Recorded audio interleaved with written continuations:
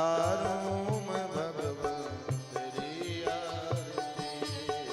मन में बसा कर तेरी मूर्ति उतारूं मैं भगवान तेरी आरती। करुणा करो कष्ट हरो ज्ञान दो भगवान, भव में फंसी नाव मेरी तार दो भगवान। करुणा करो कष्ट हरो ज्ञान दो भगवान, भव में फंसी नाव मेरी तार दो भगवान।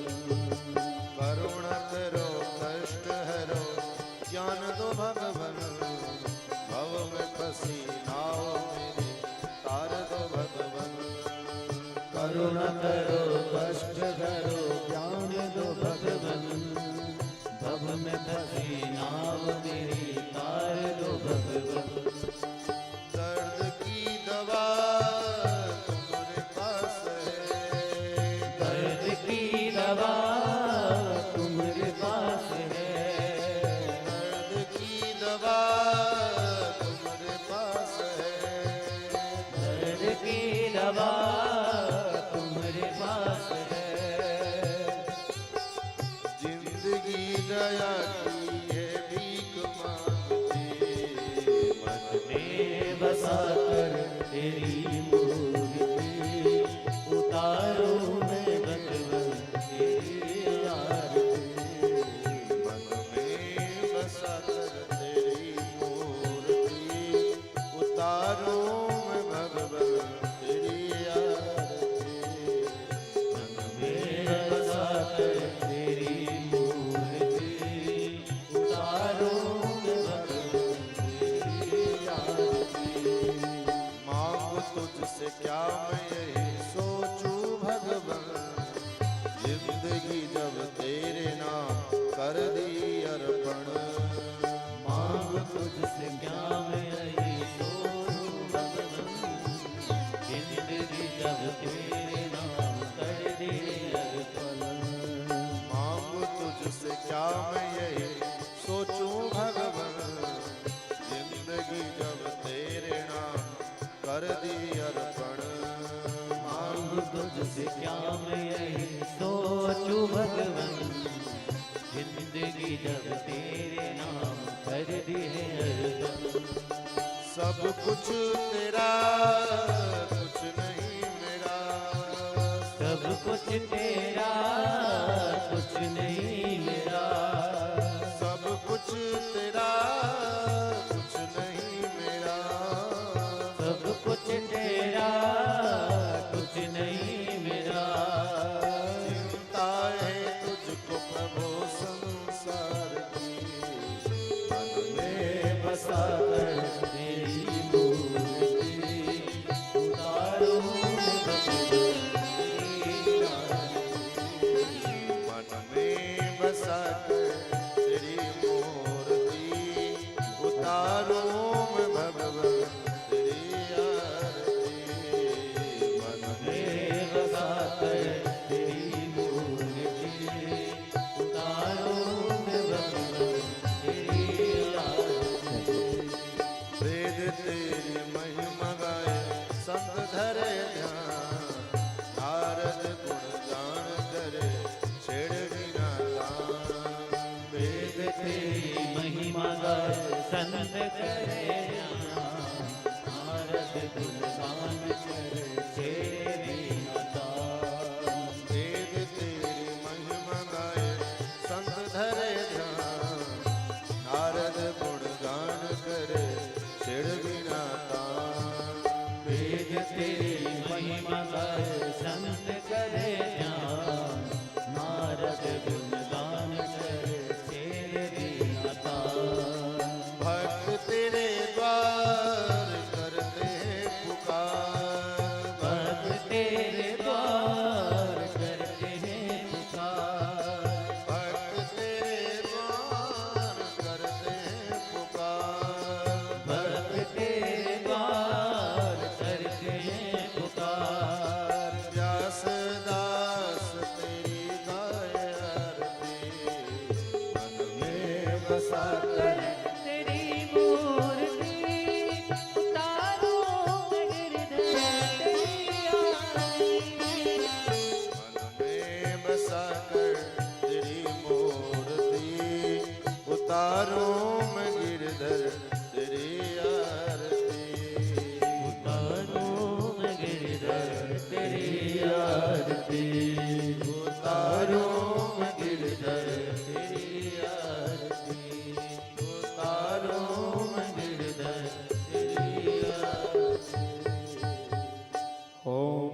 शीतलीकरणम् आरार्तिग्रहणं हस्ते पुष्पं गृहीत्वा ॐ जज्ञेन जिज्ञमय जन्तदेवास्तानि धर्मान् प्रथमान्यासन्नान् देहनाकं महिमानः स चैत्र पूर्वे साध्याः शान्तिदेवाः ॐ नारायणाय विद्महे वासुदेवाय धीमहि तन्नो विष्णुः प्रचोदयात् ॐ महादेव्यै च विद्महे विष्णुपत्न्यै च धीमहि तन्नो लक्ष्मी प्रचोदयात् नानासुगन्धपुष्पाणि यथा कालोद्भवानि च पुष्पाञ्जलिर्मया दत्ता गृहाण परमेश्वर मन्त्रपुष्पाञ्जलिं समर्पयामि श्रीपुराणपुरुषोत्तमाय नमः श्रीकृष्णचन्द्राय नमः। बोल श्री कृष्णचंद्र भगवान की जय, व्यास जी महाराज की जय।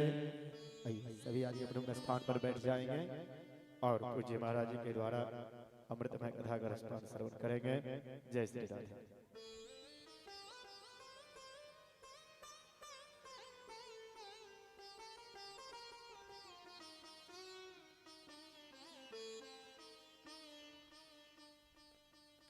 नारायण।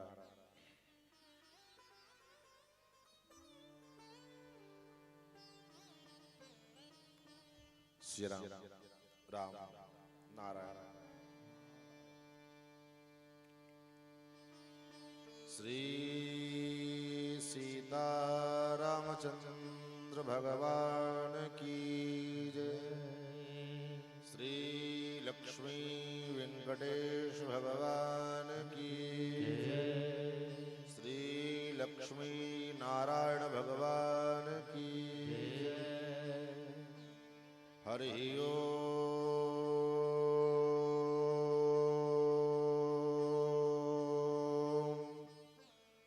तत्संजोड़ा वृणीमहे गातुं जज्ञाय गातुं जज्ञपतये नमः।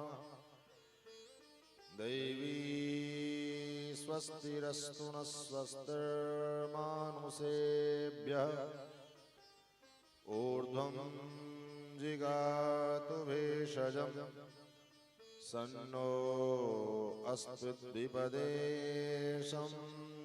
चतुष्पदे सदसस्पतिमद्भुतं प्रियेमिन्द्रस्य काम्यम् सनिमेधामयाशिषम् मेधां मे वरुणो ददातु मेधामिन्द्रश्च वायुश्च मेधां धाता ददातु मे। ऋक्यजुस्सामरूपाय वेदाहरणकर्मणे प्रणवोद्गीतवपुषे महाश्वशिरसे नमः। ज्ञानानन्दमयं देवं निर्मलस्फटिकाकृतिम् आधारं सर्वविद्यानां हयग्रीवमुपास्महे। सच्चिदानन्दरूपाय विश्वोत्पत्त्यादिहेतवे तापत्रयविनाशाय श्रीकृष्णाय वयं नुमः। जन्माद्यस्य यतोऽन्वयादितरतश्चार्थेष्वविघ्नेश्वराट् तेने ब्रह्महृदाय आदिकवये मुह्यन्ति यत्सूरयः। तेजो वारिमृदां यथा विनिमयो यत्र त्रिसर्गो मृषा धाम्ना स्वेन सदा निरस्तकुहकं सत्यं परं धीमहि। ईशानां जगतोऽस्य वेङ्कटपतेर्विष्णो परां प्रेयसी तद्वक्षस्थलनित्यवासरसिकां तक्षान्तिसंवर्धिनीं पद्मालङ्कृतपाणिपल्लवयुगां पद्मासनस्थां श्रियं वात्सल्यादिगुणोज्ज्वलां भगवतीं वन्दे जगन्मातरम् नारायणं नमस्कृत्य नरं चैव नरोत्तमम् देवीं सरस्वतीं व्यासं ततो जयमुदीरयेत् यं प्रव्रजन्तमनुपेतमपेतकृत्यं द्वयपायनो विरहकातर आजुहाव पुत्रेति तन्मयतया तरवो विनेदुः स्तं सर्वभूतहृदयं मुनिमानतोऽस्मि लक्ष्मीनाथसमारम्भां नाथयामुनमध्यमाम् अस्मदाचार्यपर्यन्तां वन्दे गुरुपरम्पराम् यो नित्यमच्युतपदाम्बुजयुग्मरुग्म व्यामोहतस्तदितराणि तृणाय मेने अस्मद्गुरोर्भगवतोऽस्य दयैकसिन्धो रामानुजस्य चरणौ शरणं प्रपद्ये श्रीमत्काश्यपगोत्रलब्धजनुसंविद्याविभूषोन्नतम् सच्छास्त्रार्णवपारगामि विदुषां मान्यं मनोज्ञश्रियम् स्वाचार्ये च जगद्गुरौ बुधवरे श्रीवासुदेवे रतम् वन्दे वन्द्यजगद्गुरुं मुनिवरं श्रीराघवार्यं गुरुम् अस्मद्गुरुभ्यो नमः अस्मत्परमगुरुभ्यो नमः अस्मत्सर्वगुरुभ्यो नमः श्रीमते श्रीभाष्यकाराय नमः श्रीराधाकान्तस्मरणं श्रीसीताकान्तस्मरणं सन्तपूर्वाचार्या सहायाः सन्तपूर्वाचार्या सहायाः। बोलिए श्री कृष्णचंद्र भगवान की जय। श्री वृंदावन बिहारी लाल की जय। श्रीमद्भागवत महापुराण की सप्ताह ज्ञान महायज्ञ की श्री लक्ष्मी वेंकटेश भगवान की श्री वेंकटेश प्राण प्रतिष्ठा महोत्सव की जय जय श्री राधे श्याम। भगवान की पावन कथा सुधा का हम सभी लोग आस्वादन समन लाभ प्राप्त करें। आइए उससे पूर्व अपने मन और वाणी को पवित्र करने के लिए दो बार ओम नाम संकीर्तन, तत्पश्चात अपनी मति और गति के अनुसार भगवान के पावन मंगल में गौरव गाथा का आस्वादन समन लाभ हम सभी लोग प्राप्त करें।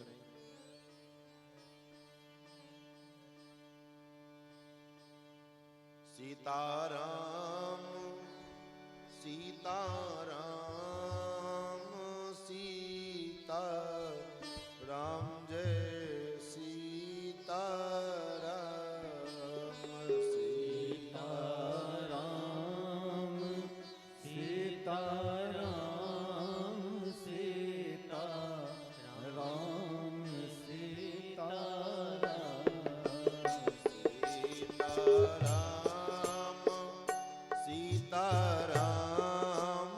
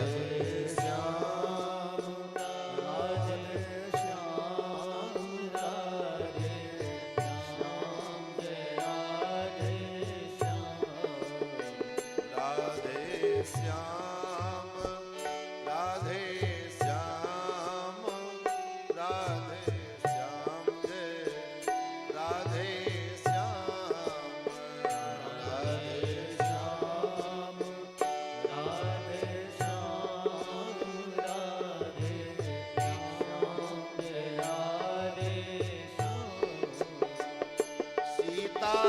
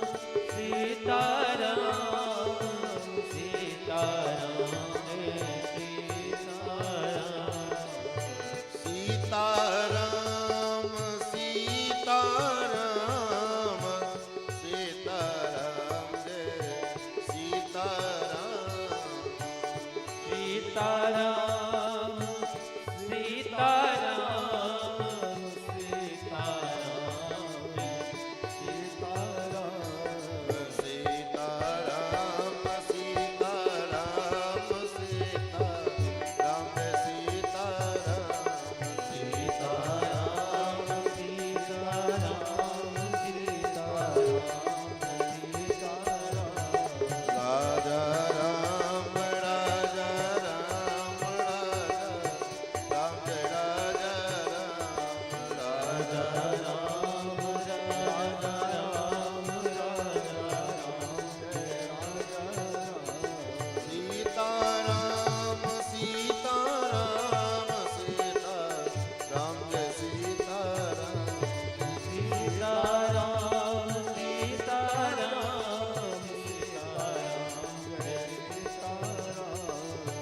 राधे श्याम राधे श्याम राधे श्याम राधे श्याम राधे श्याम राधे श्याम राधे श्याम राधे श्याम सीताराम सीताराम सीताराम जय सीताराम सीताराम सीताराम सीताराम जय सीताराम सीताराम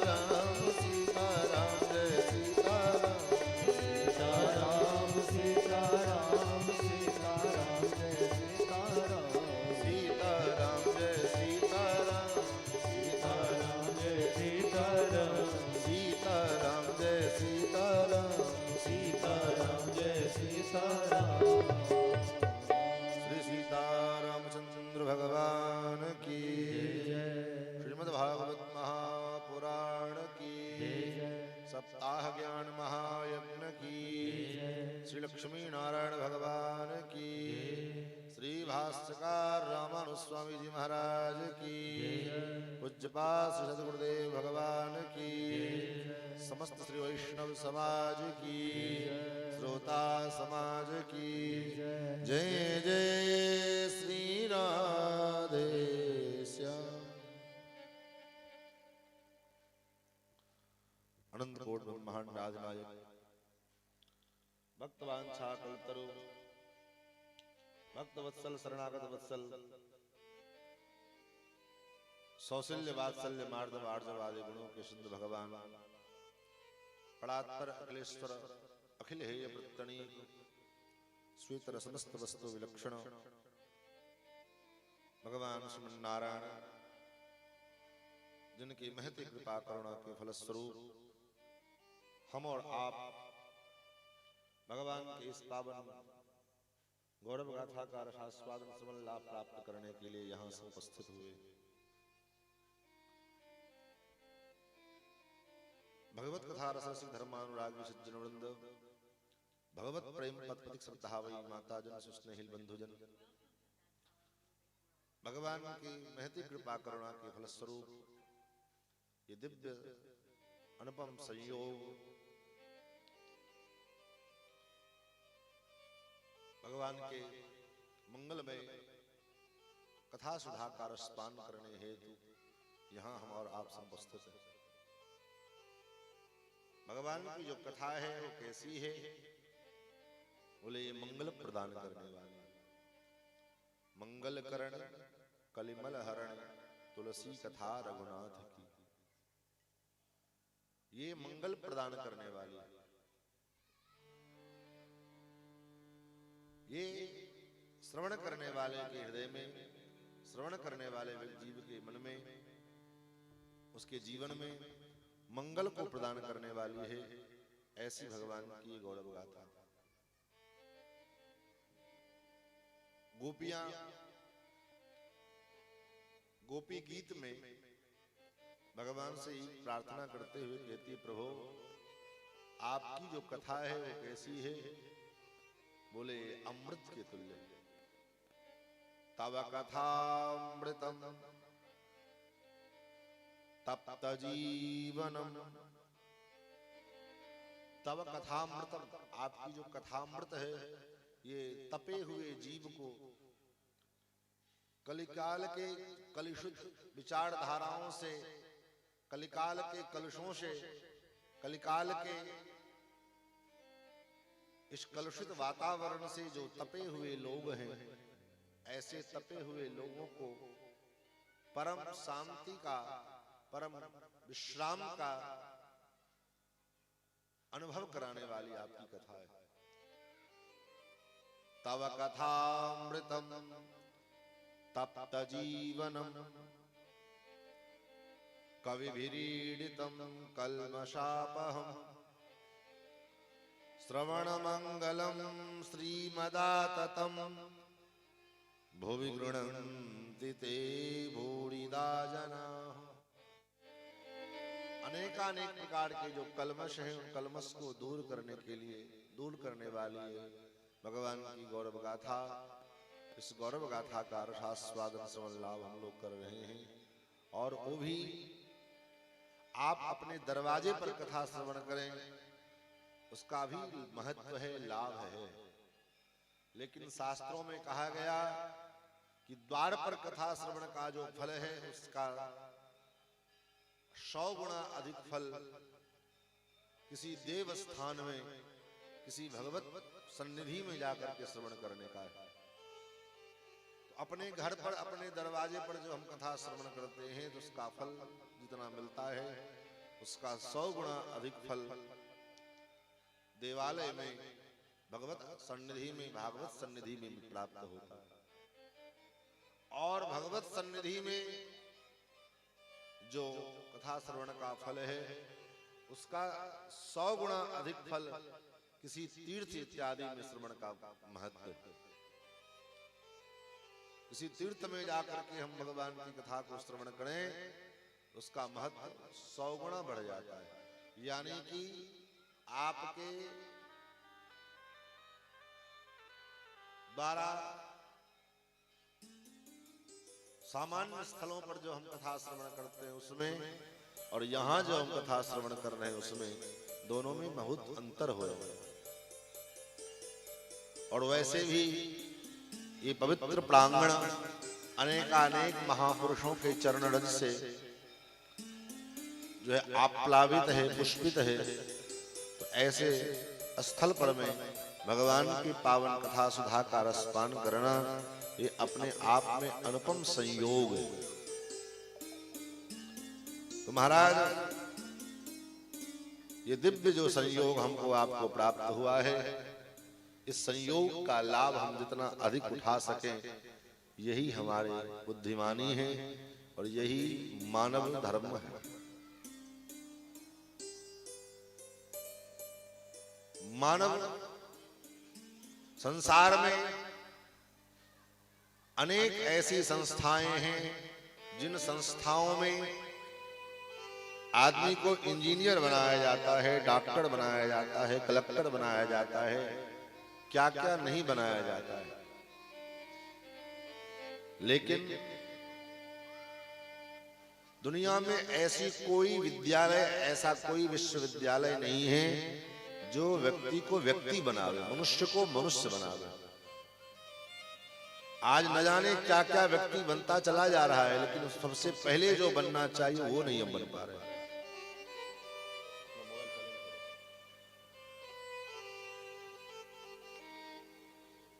इंजीनियर बन गए, डॉक्टर बन गए, व्यापारी बन गए, क्या क्या नहीं बन गए, लेकिन मानव नहीं बन पाए। सत्संग में आकर सत्संग जो है व्यक्ति को, मनुष्य को मनुष्य बनने का मार्ग प्रशस्त करती है। हम सब कुछ बने और मानव ही नहीं बन पाए तो सब कुछ बनना किसी काम लायक नहीं, दो कौड़ी का है। और पहले हम मानव तो बने और मानव को मानव बनाने वाला संस्था कोई है तो वह है। इसलिए आप चले जाइए बड़े बड़े वृद्धाश्रमों में, बड़े बड़े आश्रमों में, वहां पर में किसी गरीब का माता पिता आपको किसी वृद्धाश्रम में बहुत कम मिलेंगे, ना के बराबर मिलेंगे। लेकिन अधिक पढ़े लिखे लोग, किसी न किसी पद पर प्रतिष्ठित लोग, उनके माता पिता ज्यादा वृद्धाश्रमों में मिलते हैं। कारण क्योंकि सब कुछ तो माता पिता ने उनको दिया, पढ़ा लिखा करके इंजीनियर, डॉक्टर, कलेक्टर सब बना दिया, लेकिन जीवन में मानव नहीं बना पाया।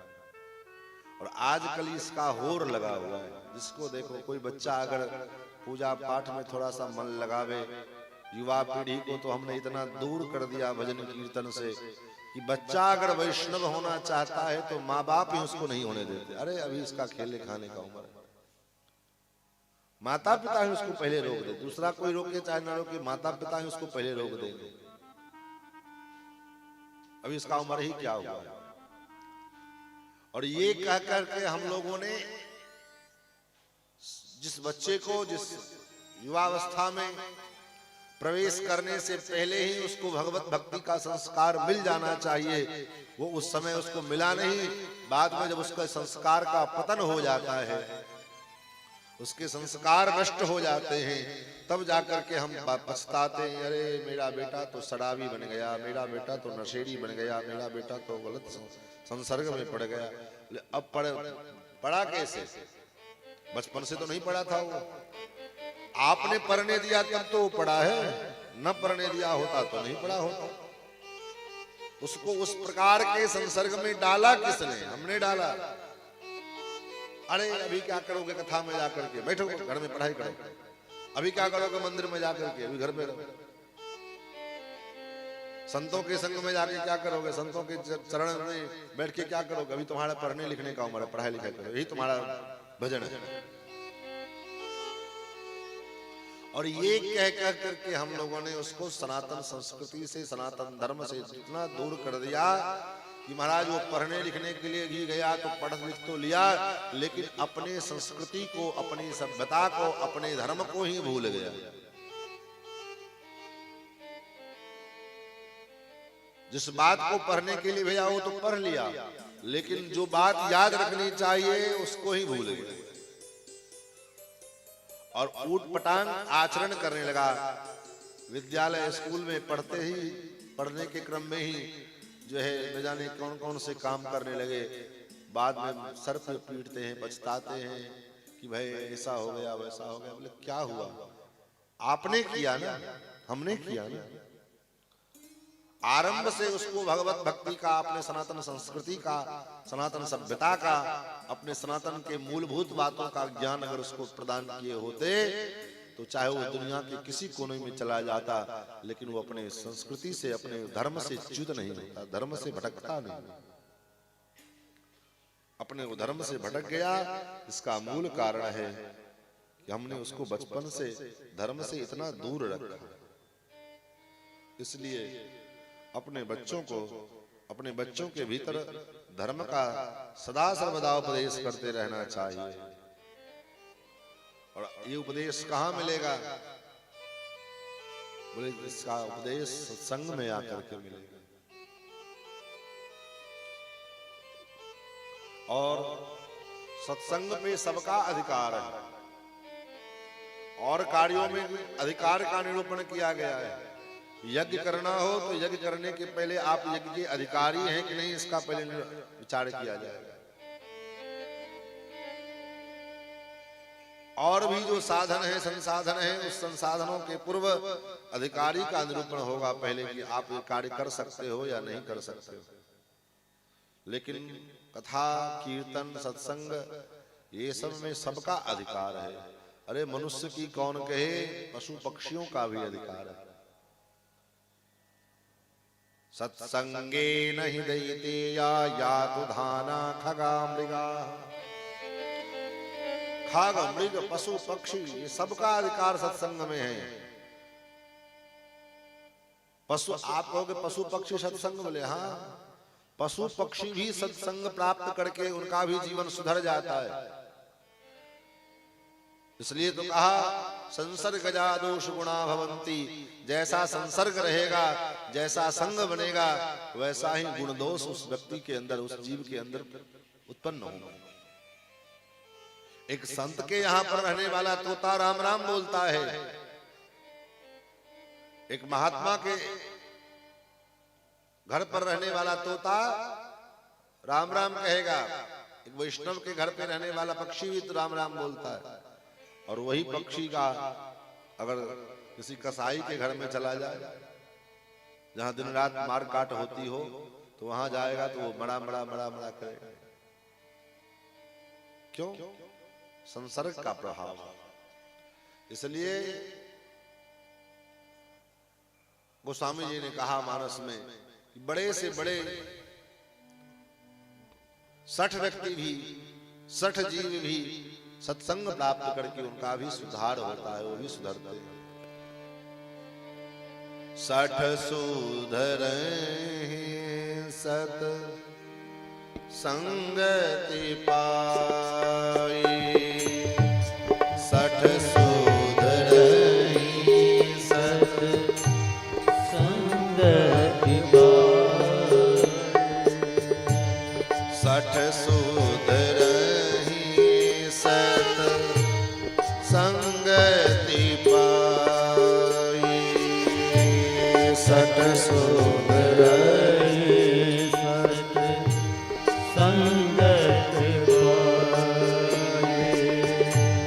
पारस परस कुधात सुहाए, पारस परस कुधात सुहाए, सठ सुधरहि सत संगति पाए, सठ सुधरहि सत संगति पाए, सठ सुधरहि सत संगति पाए। सठ व्यक्ति भी, सठ जीव भी सुधर सकता है, कैसे? बोले सत्संग प्राप्त करके। इसलिए जीवन में कहा कि संसार सागर से पार जाना चाहते हो तो अपने आप को सत्संग में लगाओ, कथा में लगाओ, क्योंकि कथा मात्र एक जीवनम, कथा ही एकमात्र ऐसा है कि आपको मानव बना सकता है, आपको सन्मार्ग पर ले जाने वाला हो सकता है।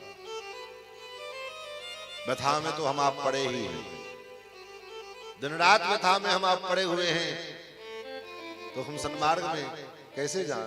हमारे घर में शांति की व्यवस्था कैसे बने? जो शांति चाहते हो तो सत्संग में आओ, विश्राम चाहते हो जीवन में, आराम चाहते हो जीवन में, उसके लिए सत्संग में आना पड़ेगा, राम की शरण में आना पड़ेगा। बिना राम के शरण में आए आराम कहां मिलने वाला? और राम के शरण में आने के लिए आपको सत्संग की आवश्यकता पड़ेगी, क्योंकि जब सत्संग में पढ़ेंगे, कथा में पढ़ेंगे, तो कथा में सुनेंगे भगवान कितने दयालु हैं, भगवान कितने कृपालु हैं। यही गुणों को सुन करके, यही बात सुन करके तो सुखदेव जी महाराज भगवान के चरणों में भागवत पढ़ने के लिए आ गए। सुखदेव जी कहते, राजन, जैसे चुंबक की तरफ लोहा खिंचा चला जाता है, ऐसे ही मैं कथा की ओर खिंचा आया। कैसे? गृहीत चेता राजर्षे आख्यानम यदधीतवन नैर्गुण्यस्थारमन्ते स्म गुणानुकथने हरे। मैं तो निर्गुण निराकार ब्रह्म की सत्ता में खोया हुआ था, लेकिन जब भगवान के दिव्य गुणानुवादों का रसास्वादन किया, जंगल में, वन में व्यास जी ने जब अपने पुत्रों को, अपने शिष्यों को भागवत के श्लोकों को कंठस्थ करा करके भेजा कि चलो जाओ और वन में जहां जाना वहीं पर में भागवत के श्लोक गुनगुनाना, तो पहले तो भगवान के स्वरूप का वर्णन किया। भगवान का स्वरूप कैसा है? वाह! देखिए, कथा ही एक ऐसा चीज है जहां पर में अगर आपका चित्त कथा में लग जाए तो कथा के माध्यम से भगवान का वो दिव्य स्वरूप आपके सामने प्रकट होने लगेगा। भगवान का स्वरूप कैसा है? बरहापीडम, बड़ा मने मोर, मोर के पंख का भगवान मुकुट धारण किए हुए। बरहापीडम नटवर वपुः, और वपुः मने शरीर, शरीर कैसा है, विग्रह कैसा है? नटवर वपुः। नटवर का मतलब नटानाम वरह, नट मने नाचने वाला, नृत्य करने वाला। और उन नाचने वालों का जो वर है, श्रेष्ठ है, इनमें जो श्रेष्ठ है, तो सबसे बड़े नट कौन है? बोले नटराज भगवान शंकर। नटराज भगवान शंकर वो सबसे बड़े नटराज। और उनके भी जो वर हैं, उनके भी जो स्वामी हैं, वो कौन? बोले भगवान श्री कृष्णचंद्र। तो नाचने वाला व्यक्ति जो नाचने वाला होता है, उसका शरीर कभी सीधा नहीं होता, वो टेढ़ा ही रहेगा। इसलिए भगवान श्री कृष्ण, श्याम सुंदर श्री कृष्ण का जो शरीर विग्रह चित्र कहीं भी आप देखो तो कहीं आपको भगवान श्याम सुंदर श्री कृष्ण सीधे खड़े नहीं मिलेंगे। राम जी का विग्रह तो आपको सीधा मिल जाएगा, लेकिन भगवान श्री कृष्ण का जो चित्र है वो जहां आप देखोगे वहीं आपको टेढ़े मिलेंगे। कहीं कमर इधर टेढ़ा मुड़ा हुआ, गर्दन इधर झुका हुआ, पैर इधर मुड़ा हुआ। तो ये नटवर वपु, बरहापीडम नटवर वपुः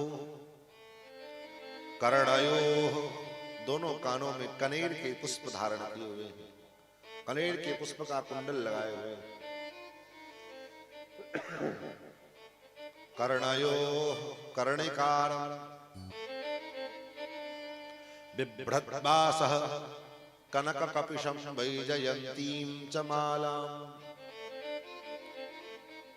गले में सुंदर वैजयंती की माला, सुंदर मुक्तामणि माला, सुंदर तुलसी की माला, कमलाक्ष की माला, वैदूर्य मणि की माला, कौस्तुभ मणि की माला, मटर माला, ये सब धारण किए हुए। और शरीर पे जो पीतांबर है वो पीतांबर कैसा है? बोले कनक कपिशंब, स्वर्ण के समान चमकता हुआ, बिजली की चमक को मात देने वाला वो दिव्य पीतांबर भगवान धारण किए। और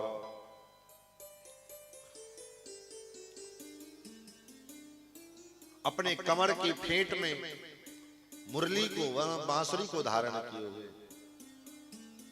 और टमक मटकते चटकते लटकते झटकते, खाली पैर, नंगे पैर, बिना किसी पदत्राण के, बिना किसी पदपाहनी के, बिना किसी जूते चप्पल के भगवान उस वृंदावन के अरण्य में गायों के पीछे पीछे डोलते हुए चले जा रहे हैं। वृंदारण्यम सपदरमणम प्राविशत गीत कीर्ति, वृंदावन के उस अरण्य में भगवान गाय के पीछे पीछे, बछड़ों के पीछे पीछे डोल रहे हैं। ये भगवान का दिव्य स्वरूप का वर्णन किया। और उसके बाद जब भगवान के स्वभाव का निरूपण किया कि भगवान का स्वभाव कैसा है। रूप तो बड़ा सुंदर है, लेकिन स्वभाव कैसा है? अहो वकीयम स्तनकालकूटम जिघांसया पायेदप्यसाध्वी। कितने आश्चर्य की बात है कि बकी पूतना जो अपने स्तन में भयंकर कालकूट विष लगा करके श्याम सुंदर को मारने के लिए आए, कोई भजन करने के लिए पूतना नहीं आए थे, भगवान का दर्शन करने के लिए पूतना नहीं आए थे। तब जिघांसया, मारने की कामना लेकर के आए। वो असाध्वी, न रूप सुंदर है, न गुण सुंदर है, न जात सुंदर है, न आहार सुंदर है, राक्षसी है और खून पीती है, रुधिरासना, रक्तपान करने वाली। काम क्या करती है? बोले बालकों की हत्या करने वाली, लोक बालग्नि। नाम कैसा है? बोले पूतना। इसका अर्थ ही होता है पूत माने पवित्र, ना माने नहीं, जो पवित्र नहीं है, ऐसी वो पूतना। और भगवान ने ऐसी पूतना को क्या किया? बोले महाराज, जो गति भगवान ने माता यशोदा को दिया है, जो गति भगवान ने माता देवकी को प्रदान किया, सो गति भगवान ने पूतना को प्रदान किया। अहो बकीयम स्तनकालकूटम जिघांसया पायेदप्यसाध्वी। लेभे गतिं धात्रचितां ततोऽन्यं कंबा दयालुं शरणं व्रजेमो।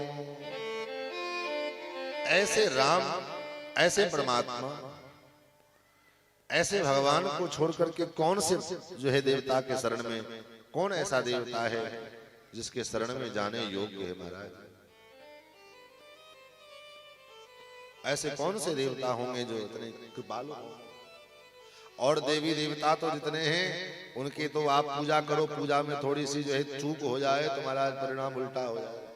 उन्हीं की पूजा हम कर रहे हैं, और उसी पूजा में थोड़ा मंत्र में, थोड़ा विधि में लोप हो गया, विधि का दोष हो गया तो महाराज देवता नाराज हो गए। लेकिन एक परमात्मा है, एक भगवान कैसे हैं? वे भगवान इतने कृपालु हैं कि ये पूतना भगवान को मारने के उद्देश्य से आया और उस हत्यारिण पूतना को, मारने वाली उस पूतना को भगवान ने अपने शरण में लिया, अपने धाम, अपने पद को प्रदान किया। इसलिए अगर शरण ग्रहण करना है, शरणागति करनी है, तो हम भगवान की शरणागति करें। दुनिया में और किसी और देवता चित्तन धरई और देवी देवता के शरण में जाने की आवश्यकता नहीं, भगवान के शरण। क्यों? क्योंकि भगवान करुणा के निधान है। जड़ा आ शरण मेरे राम की, मेरा राम करुणा निधान है। जरा आ शरण मेरे राम की, मेरा राम करुणा निधान है। जरा आ शरण मेरे राम की, मेरा राम करुणा निधान है। मेरा राम करुणा निधान है। मेरा राम करुणा निधान है। घट घट में है वही राम रहा, घट घट में है वही राम रहा, वही जगत का भगवान है। जरा शरण मेरे राम की, मेरा राम करुणा निधान है। जरा शरण मेरे राम की, मेरा राम करुणा दान है।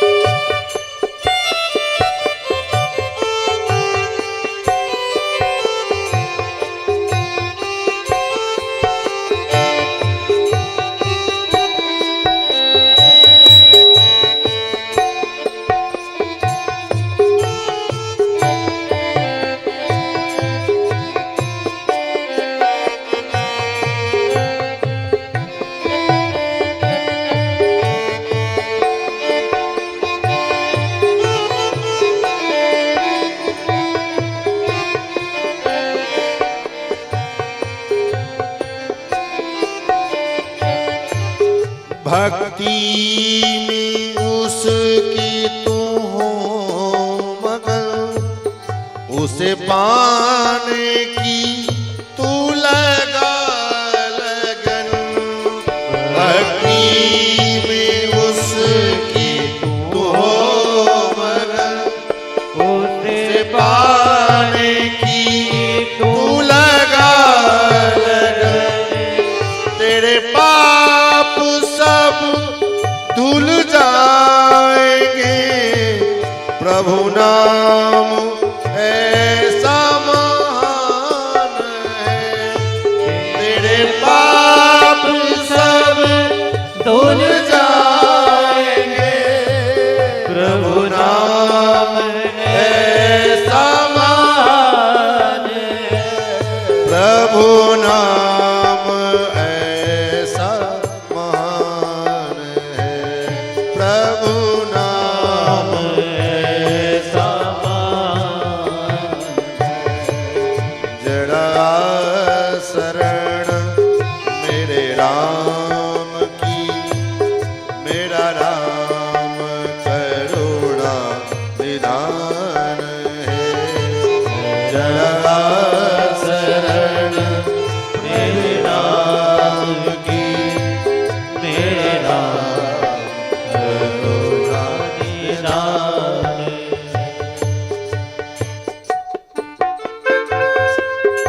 Thank you.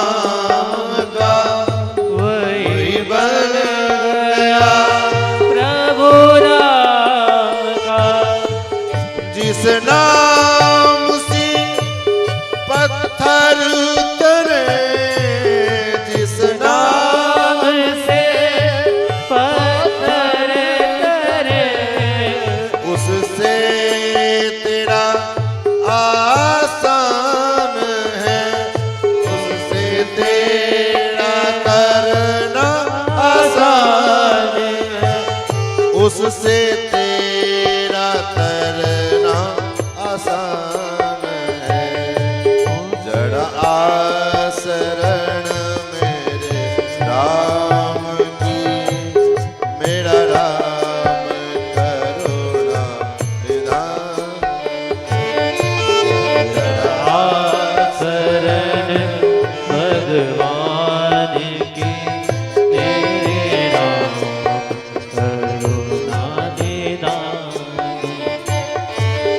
जड़ा शरण मेरे राम की, मेरा राम करुणा निधान। जड़ा शरण मेरे राम की,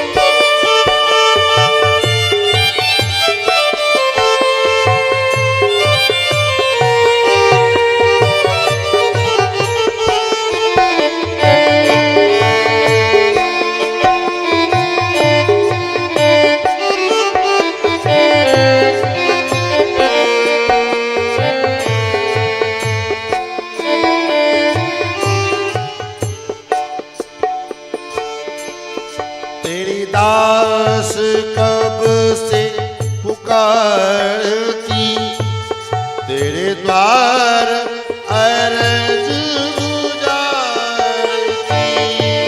तेरी दास कब से पुकारती, तेरे द्वार अर्ज गुजारती। मत भूल जाना हे प्रभु, मत भूल जाना है प्रभु, तेरी दासी बड़ी अनजान है, तेरी दासी बड़ी अनजान है।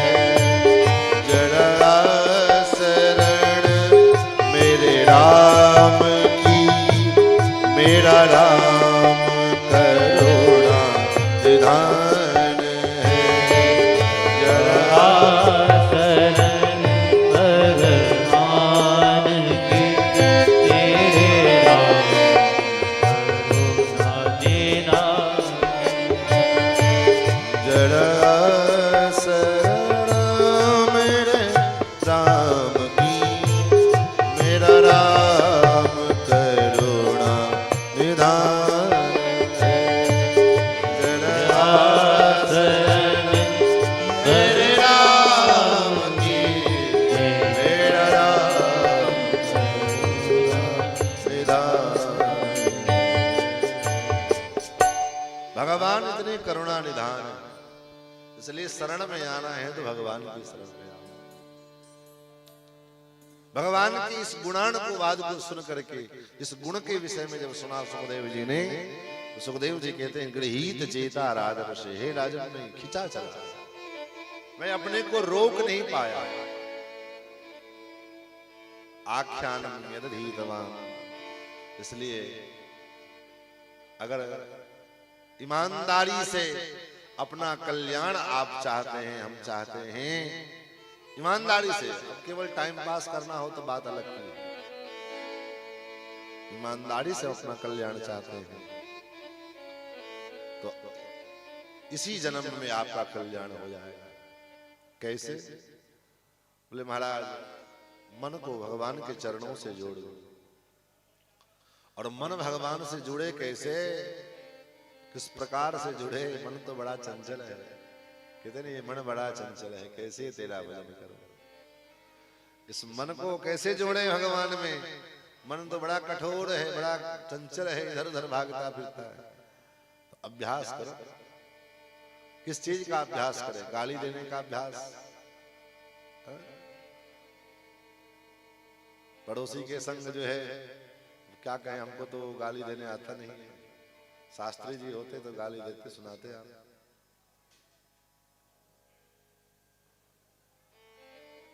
वो करने का अभ्यास बनावे? बोले नहीं। लोगों की निंदा करने का अभ्यास बनावे? बोले नहीं। लोगों के दोष गुण का चिंतन करने का अभ्यास बनावे? बोले नहीं। गुण का अगर चिंतन करना हो तो भगवान के गुणानुवाद का चिंतन करो, और दोष का चिंतन करने का मन हो तो अपने दोष का चिंतन करो।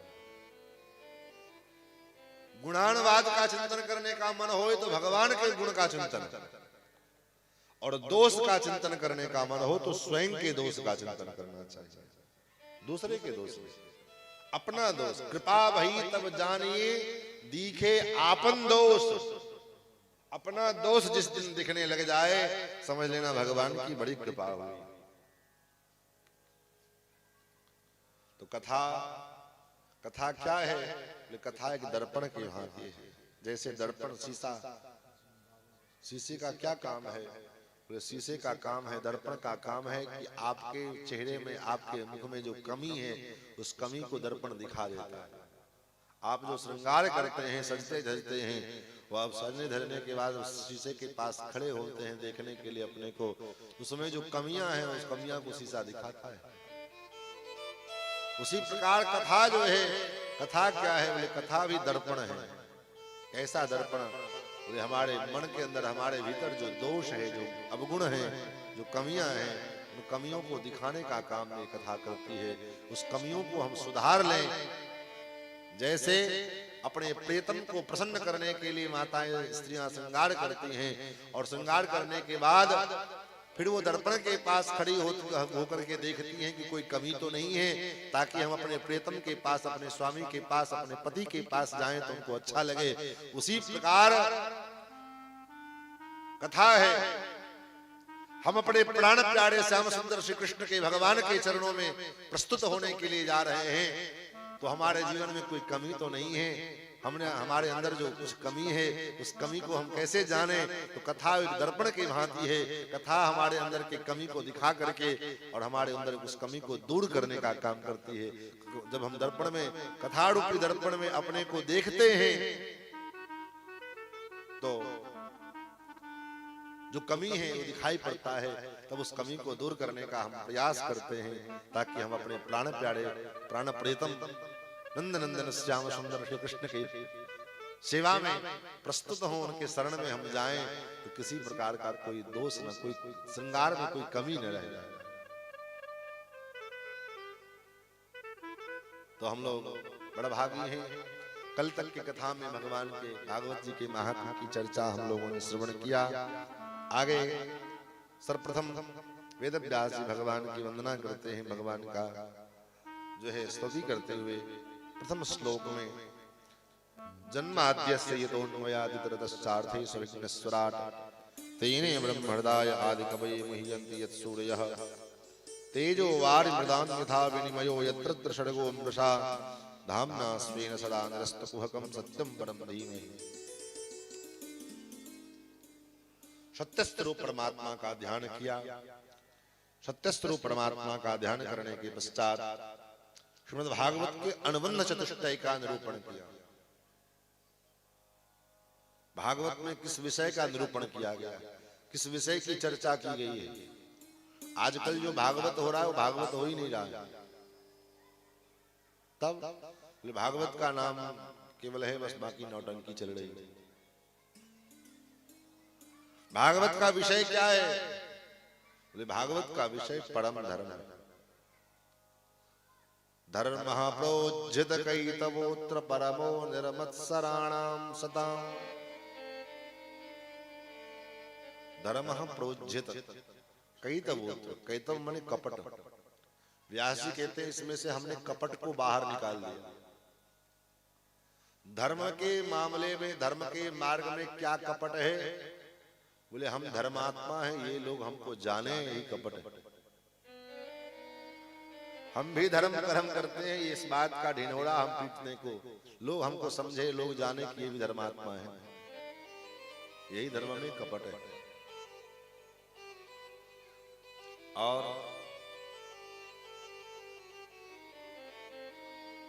इस कपट को व्यास जी कहते हैं उन्हें बाहर कर दिया है। यहाँ कपट में केवल केवल परम धर्म। परम धर्म क्या है? परम धर्म ये है कि जहां पर में जिस धर्म में केवल एक उद्देश्य है, जिस धर्म का केवल एकमात्र प्रयोजन है। क्या प्रयोजन? हमें है काम ईश्वर से, जगत रूठ है तो रूठन। हमें भगवान से काम है, भगवत प्रसन्नता, भगवत भागवत प्रसन्नार्थ जो कर्म किया जाए उसी को कहा गया परम धर्म। उसी को कहे तो वैष्णव धर्म। सामान्य व्यक्ति की कोई बात नहीं, कम से कम जो वैष्णव हैं उनका तो एक ही धर्म है, एक ही धर्म है, एक व्रत नेमा, काय वचन मन पति पद प्रेमा। जैसे स्त्री के लिए एक धर्म कहा गया, केवल पति के चरणारविंद का प्रेम करे, पति के चरणों से प्रेम करे, उसी प्रकार वैष्णव का तो एक धर्म है। क्या? भगवान के अतिरिक्त, भगवान के अलावा हम दूसरे किसी की ओर आश्रित न हो। एक बाण करुणा निधान के, दूसर जाके गति न आन। यही परम धर्म है। जहां दूसरा हुआ, जैसे दूसरे का प्रवेश हुआ कि आपकी शरणागति विफल हो जाए, हमारी शरणागति, हमारी वैष्णवता खंडित हो जाए। जैसे उदाहरण बार बार आप कथा में सुनते हैं, जानते हैं, समझते हैं, लेकिन अपने जीवन में उतारने का हम प्रयास जो नहीं करते, यही दुर्भाग्य है। हम आप क्या चीज है महाराज? थोड़ी सी असावधानी द्रौपदी के साथ हुई। जो द्रौपदी महारानी भगवान के अत्यंत सन्निकट हैं, अत्यंत जो है परम भक्ता हैं, और थोड़ी सी असावधानी द्रौपदी के साथ हुई तो द्रौपदी को कितना बड़ा, भैया थोड़ा बाहर चले जाइए, अरे महाराज बाहर जाके बताइए, बाहर जाके।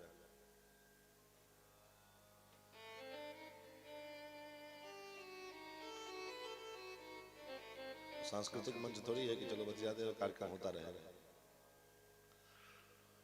श्री सीतारामचंद्र भगवान की जय। महाराज ऐसी द्रौपदी, ऐसी भक्ता, और जब दुशासन चीर हरण करने के लिए गया, भरी द्रौपदी सभा में खींच करके लेकर के गया, तो मन में कहीं न कहीं अपने पतियों के पर विश्वास था, पतियों के बल का भरोसा। मेरे 5 ऐसे धनुर्धर वीर योद्धा, भीम जैसे, अर्जुन जैसे, नकुल सहदेव जैसे, युधिष्ठिर जैसे 5 पति हैं मेरे साथ ऐसा अन्याय थोड़ी हो। उसके बाद पितामह भीष्म पर विश्वास था कि महात्मा भीष्म सभा में विराजमान है, उनके सामने उनके कुल की पुत्रवधू का ऐसे सब पर भरोसा हुआ, लेकिन भगवान के ऊपर ध्यान नहीं गया। सब पर ध्यान गया लेकिन भगवान पर ध्यान नहीं गया। यहां तक कि अंत में अपने बल का आश्रय, अपने हाथों से साड़ी के पल्लू पकड़ के बैठी नहीं, तब तक भगवान ने कहीं कुछ नहीं किया।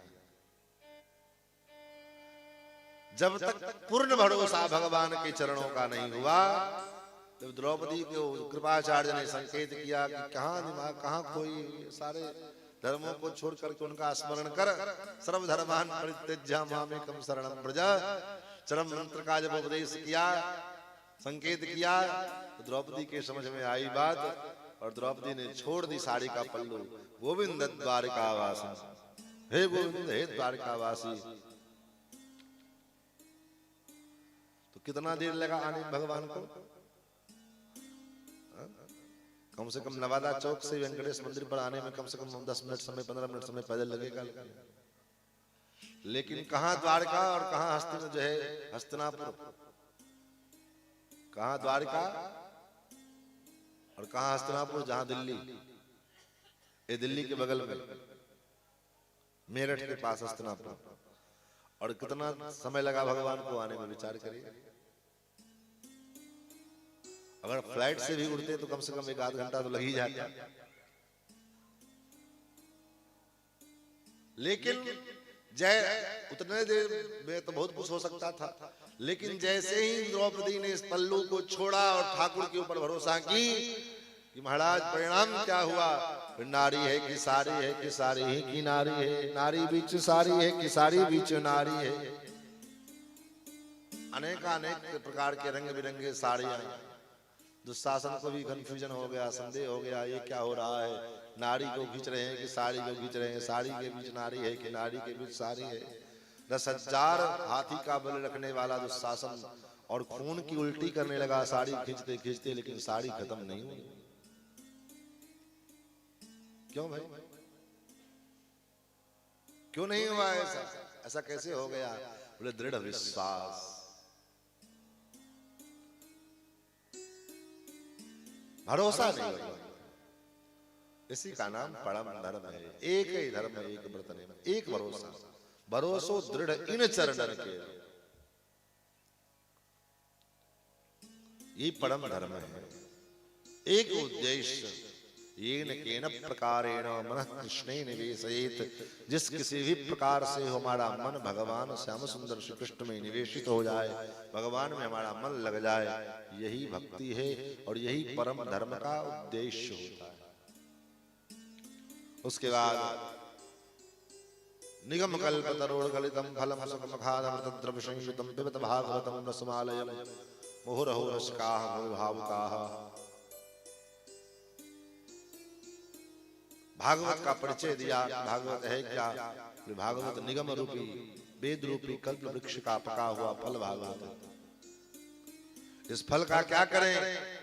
इस भागवत को क्या करें? भागवत रूपी फल को व्यास जी कहते हैं पीबत भागवतम रसमालयम। इस भागवत रस को पियो। पीने के लिए क्यों कहा गया मालूम है?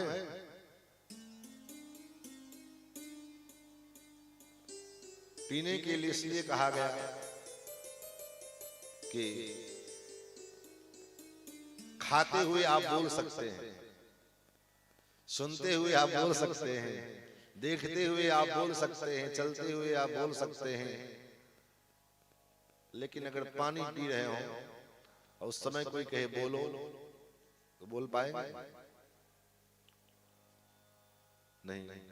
इसलिए कहा इस रस को पियो। सुनने की बात नहीं कही, सुनेंगे तो सुनते समय आप थोड़ा कानाफूसी कर सकते हैं, कर ही लेते हैं लोग, नहीं करना चाहिए। बिल्कुल साइलेंट होकर के एकदम, वैसे मोबाइल को साइलेंट कर दिया जाए तो फिर वो कितना फोन आता रहे वो साइलेंट चुपचाप दिखाई देगा, आ रहा है लेकिन सुनाई नहीं देगा।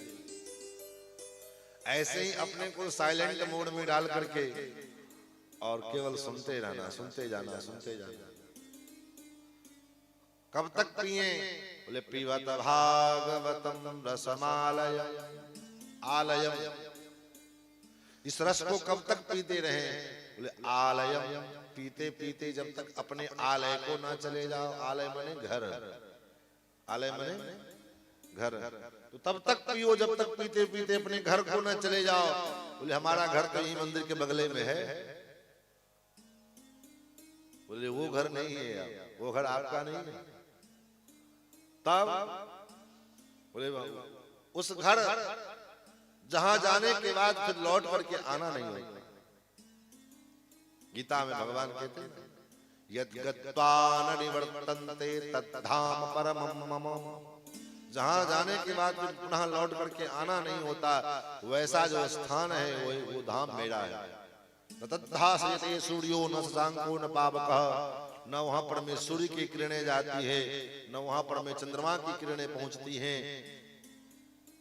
तब बड़े इत्तेफाक विभूति भगवान का जो दिव्य वैकुंठ धाम है वो कितने पाद में, कितने चरण में है? इत्तेफाक विभूति। संपूर्ण ब्रह्मांड जो है अनंत कोटि ब्रह्मांड एक पाद में है और भगवान का वैकुंठ त्रिपाद में, 3 हिस्से में। अब विचार करिए भगवान का वैकुंठ कितना बड़ा होगा।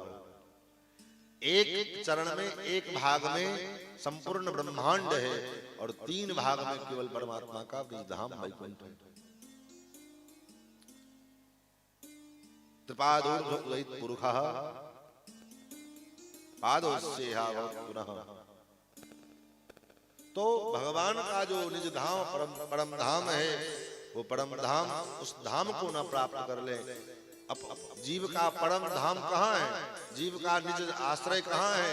जीव का अपना घर कहाँ है? प्रत्येक अनंत अनंत जीवात्माओं का निज आश्रय केवल और केवल भगवान के चरणारविंद हैं। भगवान के चरणारविंद से जब तक जीव दूर रहेगा तब तक वो भटकता रहेगा। अरे गोस्वामी जी तो अपने पत्र जो है ग्रंथ में कहते हैं कि मनुष्य की कौन कहे, मनुष्य अगर इस भव के प्रवाह में जो है बह रहा है तो कौन सी बड़ी बात है। भगवान के चरणों को छोड़कर, गंगा जी भगवान के चरण को छोड़कर दूर हुई तो आज दिन रात बहती जा रही, अंत नहीं हो रहा उनका बहना। भगवान के चरणों से गंगा जी अलग हुई तो आज तक उनको बहना पड़ रहा है। भगवान से सूर्य चंद्रमा अलग हुए तो दिन रात उनको चक्कर लगा रहे हैं, घूम रहे हैं। तो भगवान से अलग होकर के, परमात्मा से अलग होकर के कोई जीव ये सोचे कि हम तो जो है निश्चिंत रहेंगे, हम तो जो है आनंद में रहेंगे, बोले कथमपि संभव नहीं, असंभव है। भगवान से विलग होकर के जीव सुख चाहे, भगवान से विलग होकर के जीव आनंद की अनुभूति करना चाहे, असंभव असंभव असंभव है। उसको तो तभी सुख मिलेगा, तभी वो आनंद का अनुभव कर पाएगा जब वो भगवान के चरणों का आश्रय लेकर के रहे। इसलिए पिबत भागवतम रसवालयम, कितने बार पिए? बोले मुहुरहो, बार बार पियो। हे रस को, हे भाव को, इस रस को बार बार पियो, पीते जाओ। उसके बाद 6 प्रश्न किए। पहला प्रश्न शौनक जी ने किया, मानव का परम कर्तव्य क्या है? मनुष्य का परम धर्म क्या है, परम कर्तव्य क्या है? मानव शरीर मिलने के बाद मनुष्य का पहला काम क्या है? प्रथम कर्तव्य। बाकी तो और जो है व्यवहार है चलता रहेगा, लेकिन प्रथम कर्तव्य हमारा क्या है? बोले मानव शरीर मिलने के बाद हमारा प्रथम दायित्व यही है कि सवै पुंसाम परो धर्मो यतो भक्ति रथोक्षजे अहैतुक्य प्रतिहताय आत्मा संप्रसीदति। सूत जी कहते हैं मानव शरीर अगर धारण किया है, भगवान ने दिया, तो उसका यही प्रथम कर्तव्य है कि इस शरीर के द्वारा हम उस परमात्मा के चरणों की अहैतुकी भक्ति करें। अहैतुकी भक्ति का मतलब, अहैतुकी भक्ति का मतलब बिना स्वार्थ की भक्ति। ये कामना पूरा हो जाए तो भगवान की ये पूजा करेंगे, ये नहीं। कामना था, हमने सत्यनारायण भगवान की पूजा किया, ये कोबला किए थे तो पूजा पूरा हो गया। पूजा कैसे ये कोबला किने रही है, पूजा करबे। हाँ, सब बुझाई छिए कि नहीं बुझाई छिए? हाँ, बात बुझाई है ना?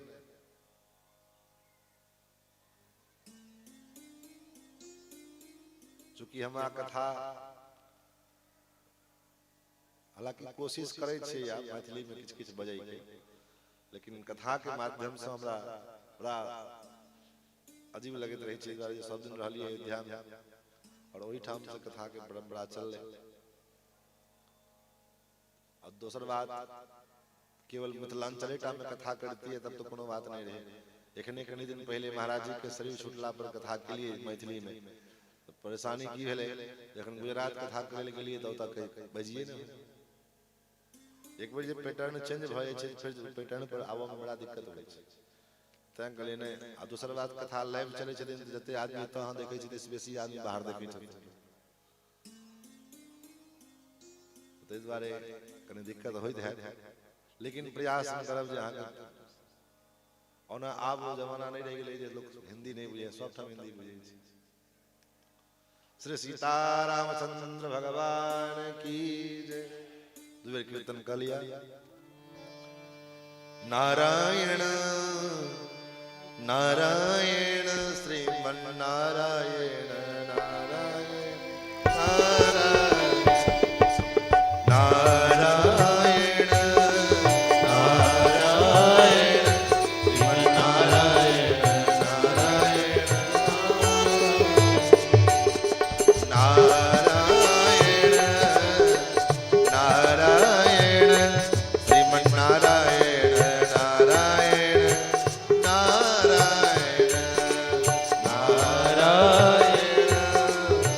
नारायण श्रीमन नारायण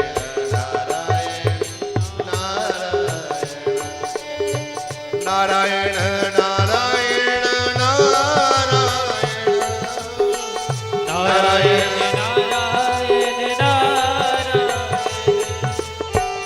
नारायण नारायण नारायण नारायण नारायण नारायण लक्ष्मी नारायण नारायण नारायण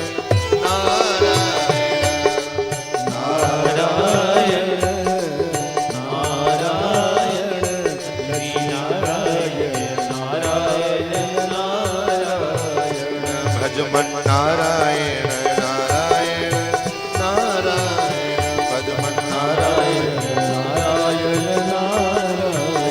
लक्ष्मी नारायण नारायण श्री लक्ष्मी नारायण भगवान की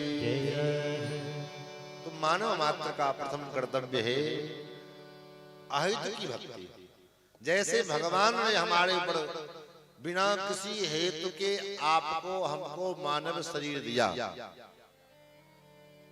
किसी बिना स्वार्थ के हेतु रहित हमारे ऊपर जो हमको भगवान ने जो मानव शरीर दिया कैसे दिया कृपा के कारण करुणा के कारण 84 लाख योनियों में भटकते भटकते भटकते भटकते जब हम थक गए तब भगवान को दया आई नहीं अब इस जीव का उद्धार होना चाहिए अब इसको भवबंधन से मुक्त करना चाहिए और भवबंधन से मुक्त करने के लिए भवबंधन से मुक्ति का जो चाबी है भवबंधन में मुक्ति से का जो चाबी है वो चाबी क्या है बोले मानव शरीर क्योंकि मानव शरीर के ही द्वारा आप भक्ति को भाव कर सकते पूजा पाठ कर सकते भजन कर सकते भगवत शरणागति कर सकते तो ये मानव शरीर दिया भगवान ने ये विचित्र देह प्रदान किया और देह रूपी जो ये संपत्ति है ये संपत्ति भगवान ने हमें दिया इसलिए कागज के नोट वाली संपत्ति भगवान को देने की जरूरत नहीं है जमीन जायदाद वाली संपत्ति से भगवान को कोई लेना देना नहीं है तब हमारे यहाँ आचार्यों ने कहा विचित्रा देह संपत्ति ईश्वराय निवेदितो ये शरीर रूपी संपत्ति जो मिला है इसको भगवान को समर्पित कर देना ही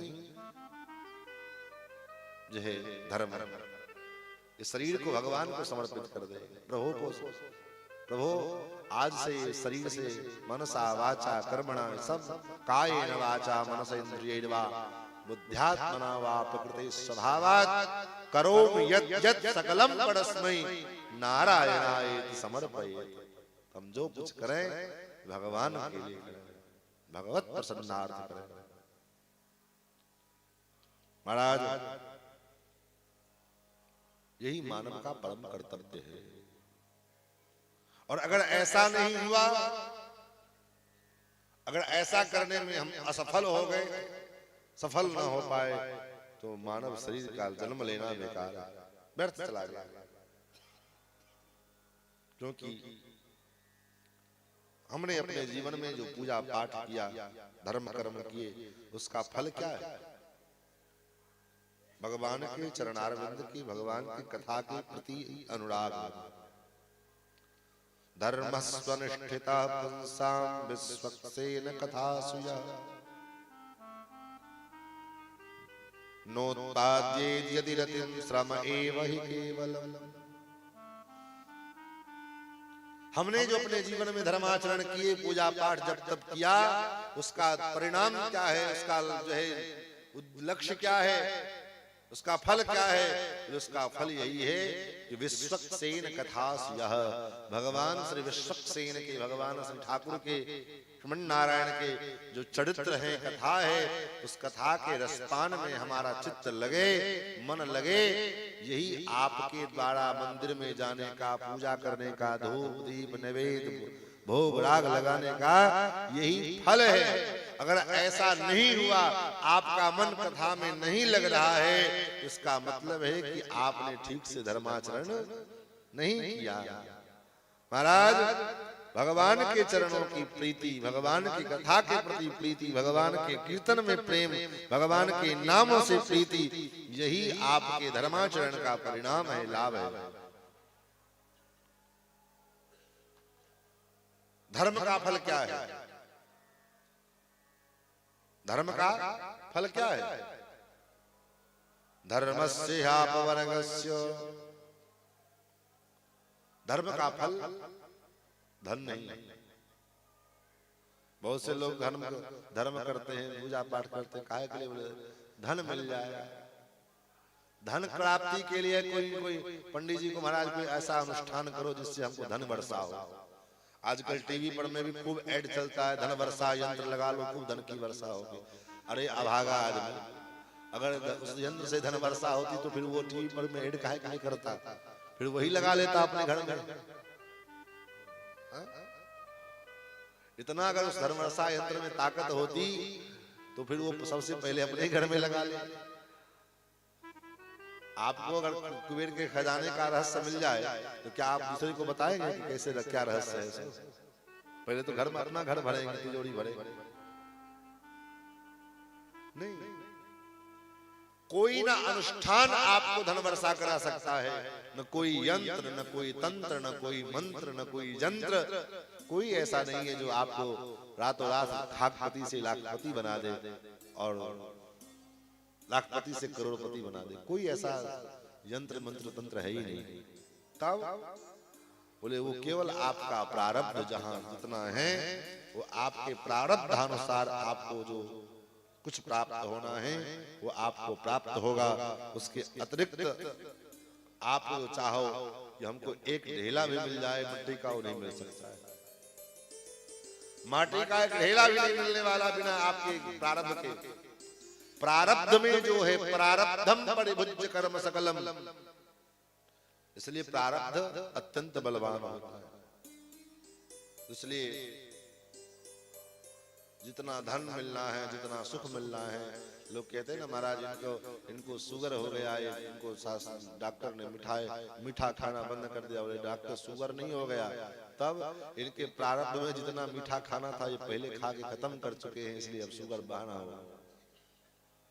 पहले इनका कोटा खत्म हो चुका है, खाता खत्म। खाता में जितना रहेगा, पहले आपके अकाउंट में जो बैलेंस है वो जितना बैलेंस रहेगा उसको आप धीरे धीरे खाओ तो ज्यादा दिन तक चलेगा। एक ही बार निकाल के खत्म कर लो, जल्दी खत्म हो जाएगा।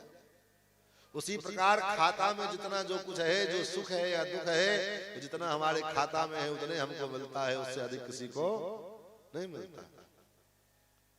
इसलिए अगर धर्म का अर्थ जो है, धर्म का फल अर्थ नहीं है, तब धर्म का फल है अपवर्ग की प्राप्ति। अपवर्ग मतलब मोक्ष। चार प्रकार के जो पुरुषार्थ हैं, धर्म अर्थ काम मोक्ष, ये चार पुरुषार्थ, ये उसमें धर्म का फल मोक्ष है, धर्म का फल अर्थ नहीं है। धर्मस्य ह्यापवर्गस्य नार्थोर्थायोपकल्पते।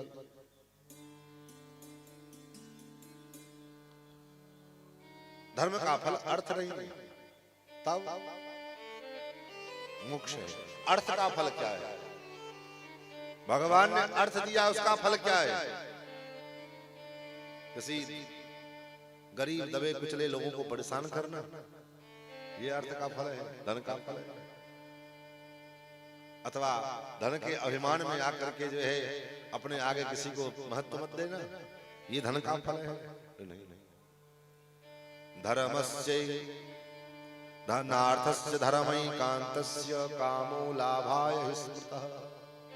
अर्थ का फल है, भगवान ने अगर अर्थ दिया है, धन दिया है, तो उस धन के द्वारा हम धर्म का पालन करें। इसलिए हमारे नीतिकारों ने लिखा सुभाषित रत्नानी में, विद्या ददाति विनयम विनयाद्याति पात्रताम पात्रत्रात् धनमाप्नोति धनात् धर्मः। धर्मात् धना नहीं लिखा गया, धनात् धर्म लिखा गया। अगर ऐसा होता तो धर्मात् धना लिखते, लेकिन धर्मात् धना नहीं, अभी तो धनात् धर्म। धनात् धर्म, और धर्म से जब जीवन में धर्म होगा तो धर्म से सुख मिलेगा। धनात् धर्मः ततः सुखम्। धन के द्वारा अगर धन का विनियोग अगर धर्म में किया जाए, उस धर्म के द्वारा जीव को सुख, मनुष्य को सुख मिलता है। और अगर धन का विनियोग सांसारिक विषय वासनाओं के भोग में किया जाएगा तो शराब पीने में, जो है नाच नचाने में, अय्यासी करने में, ये सब करने में अगर धन का विनियोग होगा तो बोले वो धन आपको दुख देगा, कष्ट देगा। और अगर धन का विनियोग अगर धर्म में किया जाए तो धन का विनियोग धर्म में किया गया धन का विनियोग सुख प्रदान करने वाला। कामस्य नेन्द्रिय प्रीतिर्लाभो जीवेत यावता। काम वासना, सांसारिक विषय वस्तुओं का उपभोग, ये काम। संसार के जो कपड़ा है, अच्छा कपड़ा, अच्छा ज्वेलरी, आभूषण, अच्छा खाना पीना, इसको काम की श्रेणी में रखा गया। तो काम का फल क्या है? काम जीवन में आवश्यक है, चार पुरुषार्थ में एक पुरुषार्थ काम है। लेकिन काम का मतलब, काम का फल क्या है? बोले काम सांसारिक विषय वस्तुओं का उपभोग करना चाहिए, लेकिन कितना करना चाहिए? बोले लाभो जीवेत, जिससे कि हमारा जीवन चल जाए। समझे? भोजन करना जरूरी है, लेकिन कितना करना चाहिए जिससे हमारा शरीर निर्वाह हो जाए। अब बढ़िया भोज खाने के लिए गए, बढ़िया दही मिल गया, बढ़िया रसगुल्ला मिल गया, बढ़िया मटर पनीर की सब्जी मिल गई, तो हाथ पैर छोड़ के धो पड़े उसमें, तब क्या होगा? बोले उस समय दबाव में आके खा तो लिए, लेकिन सवेरे, बोले सवेरे अब जो है खट्टी ढकार आ रही है, क्या करें? दवा मंगाओ, ये करो। इसलिए कामस्तनेन्द्रिय प्रीति लाभो जीवेत, जितना से जीवन चल जाए। अगर 2 रोटी से हमारा काम चल जा रहा है तो 4 रोटी क्यों खाएं? वो 2 रोटी किसी के काम आ जाएगा। एक कपड़े से अगर हमारा काम चल जाए तो पूरे अलमारी भर के कपड़ा रखने का क्या मतलब है? जितने से हमारा काम बस चल जाए, शरीर का निर्वाह हो जाए, ये उद्देश्य अगर जीवन में आ जाए तभी जीवन सुखी होता है। नहीं तो अलमीरा भर कपड़ा भरा पड़ा है, उसके बाद भी किसी के ब्याह में जाना है तो रोते हैं, अरे हमारे पास कपड़े नहीं थे, कोटा पहने, कथी पहने, अलमारी में भरा, उसमें आग लगा दो, फिर नया खरीद कर ले आ। कहा कि रखा होगा?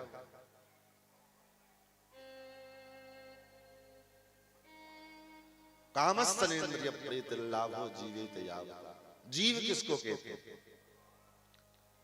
जीव मतलब जो जिंदा है वो जीव। जीव का क्या तात्पर्य है? जीव कौन है? ये बात बड़ा गौर से सुनिएगा। जीव किसको कहा भागवत में? अगर भागवत को अगर जो है हृदय से मानते हैं, भागवत हमारे सनातन धर्म का एक महापुराण में 18 पुराण में एक पुराण है और परम अत्यंत प्रामाणिक ग्रंथ है। तो जीव का लक्षण, जीव किसको कहा जाए? सूत जी कहते जीवस्य तत्व जिज्ञासा, जिसके अंदर तत्व की जिज्ञासा हो वो जीव है।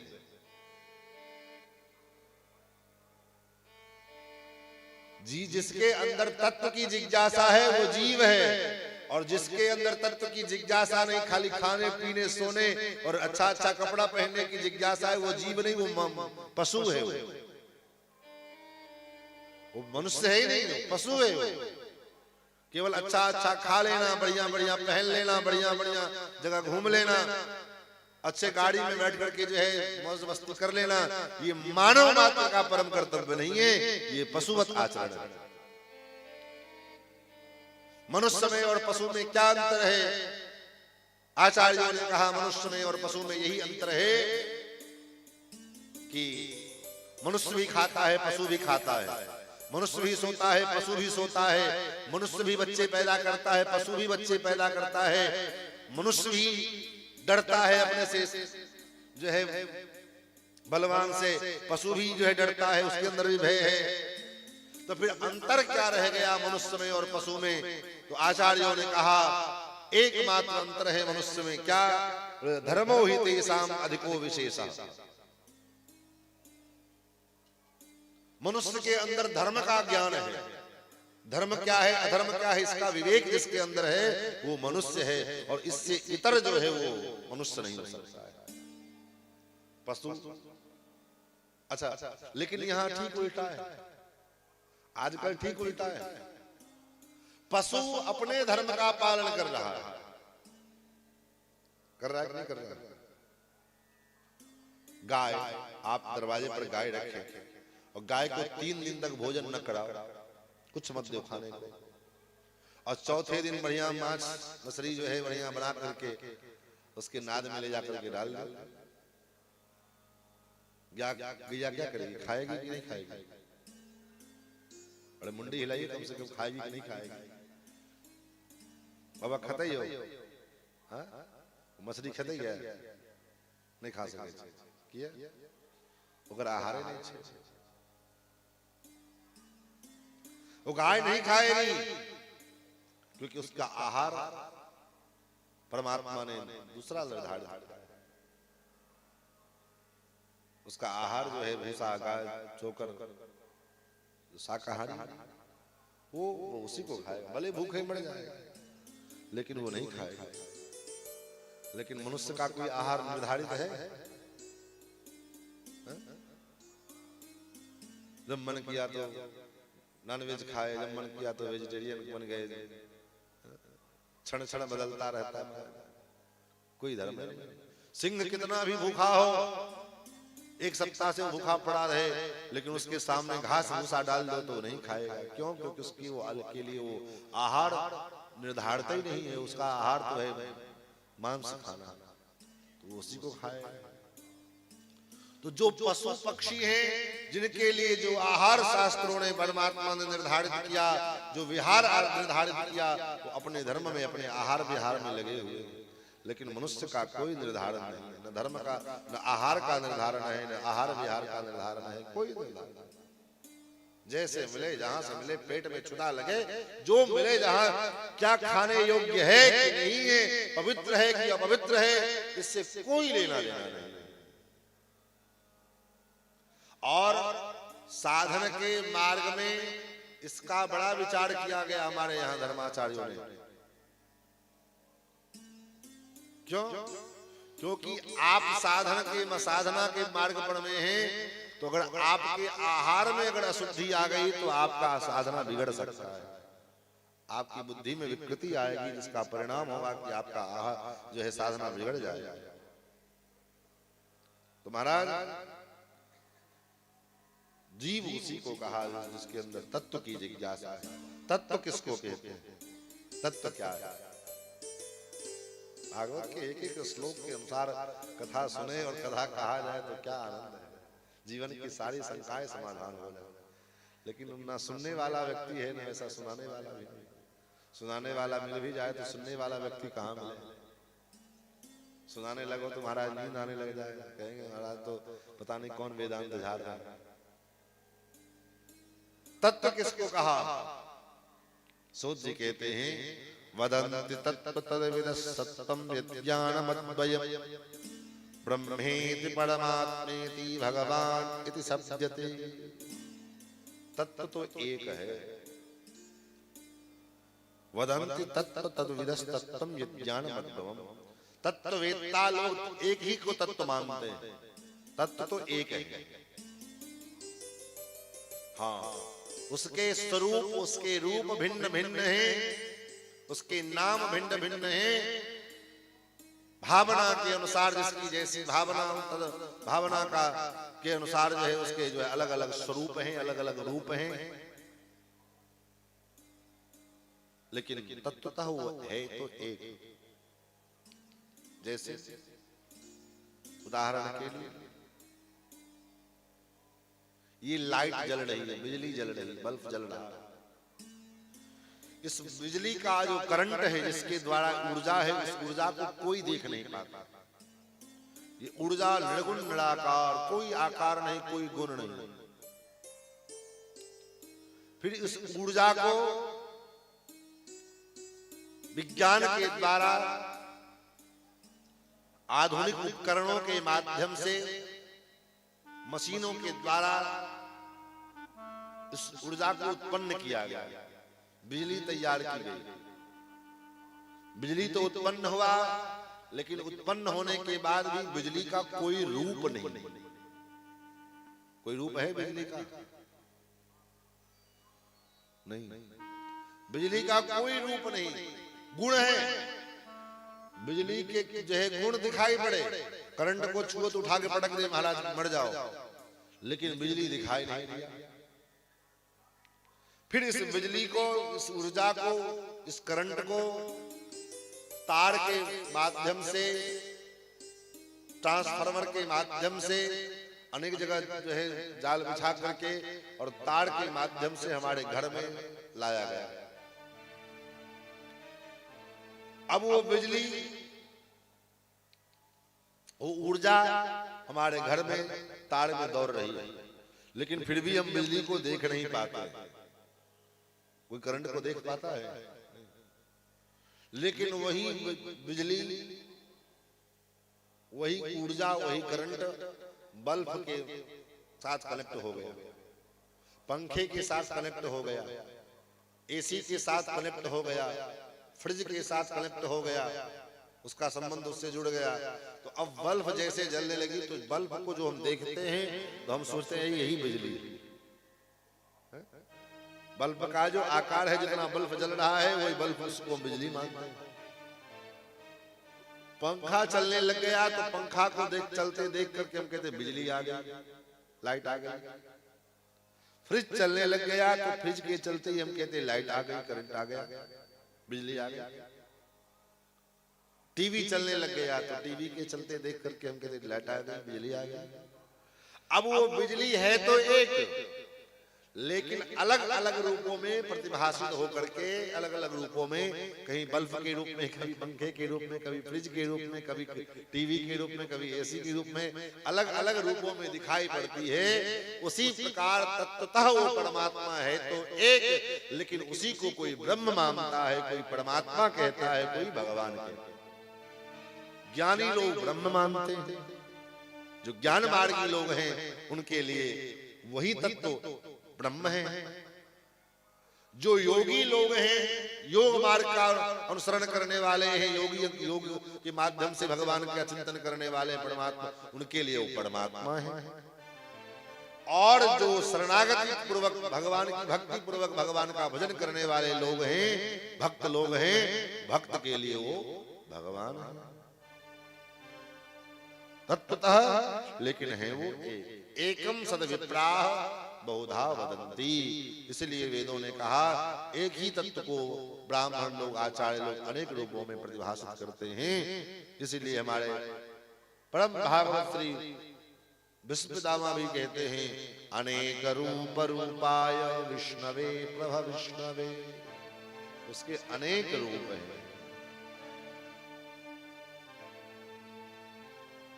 महाराज तो भगवान वो तत्व कौन है? बोले वही तत्व वो परमात्मा कौन है? बोले उसी को वासुदेव कहते हैं, उन्हीं को वासुदेव कहा। क्यों कहा वासुदेव? क्योंकि वासुदेव का अर्थ ही होता है वासनात् वासुदेवस्य, जो सर्वत्र वास करे, जो सर्वत्र कण कण में वास करने वाला है वही वासुदेव है। भगवान वसुदेव के पुत्र हैं इसलिए वो वासुदेव है नहीं, भगवान का ये वासुदेव नाम सनातन नाम है क्योंकि वो कण कण में वास करते हैं। कोई ऐसी जगह नहीं जहां वो वास न करते हो।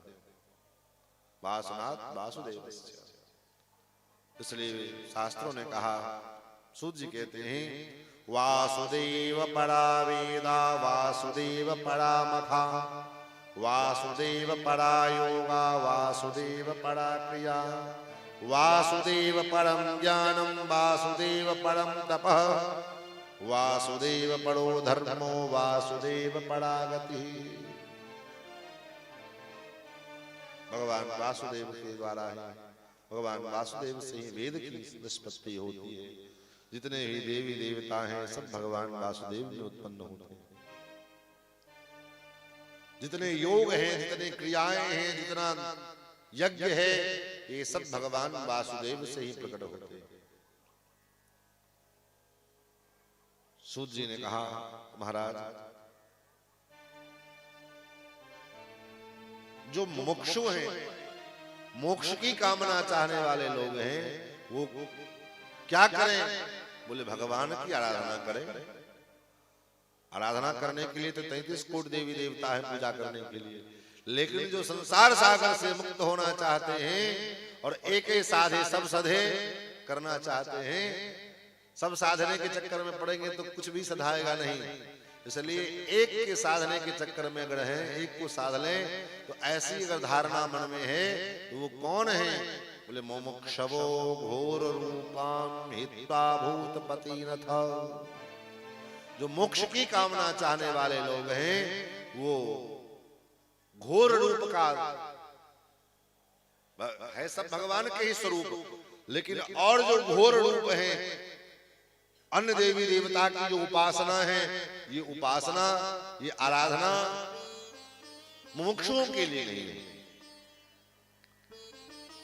तब मुमुक्षु तो केवल और केवल नारायण कला शांता भजंती यनसूयवः।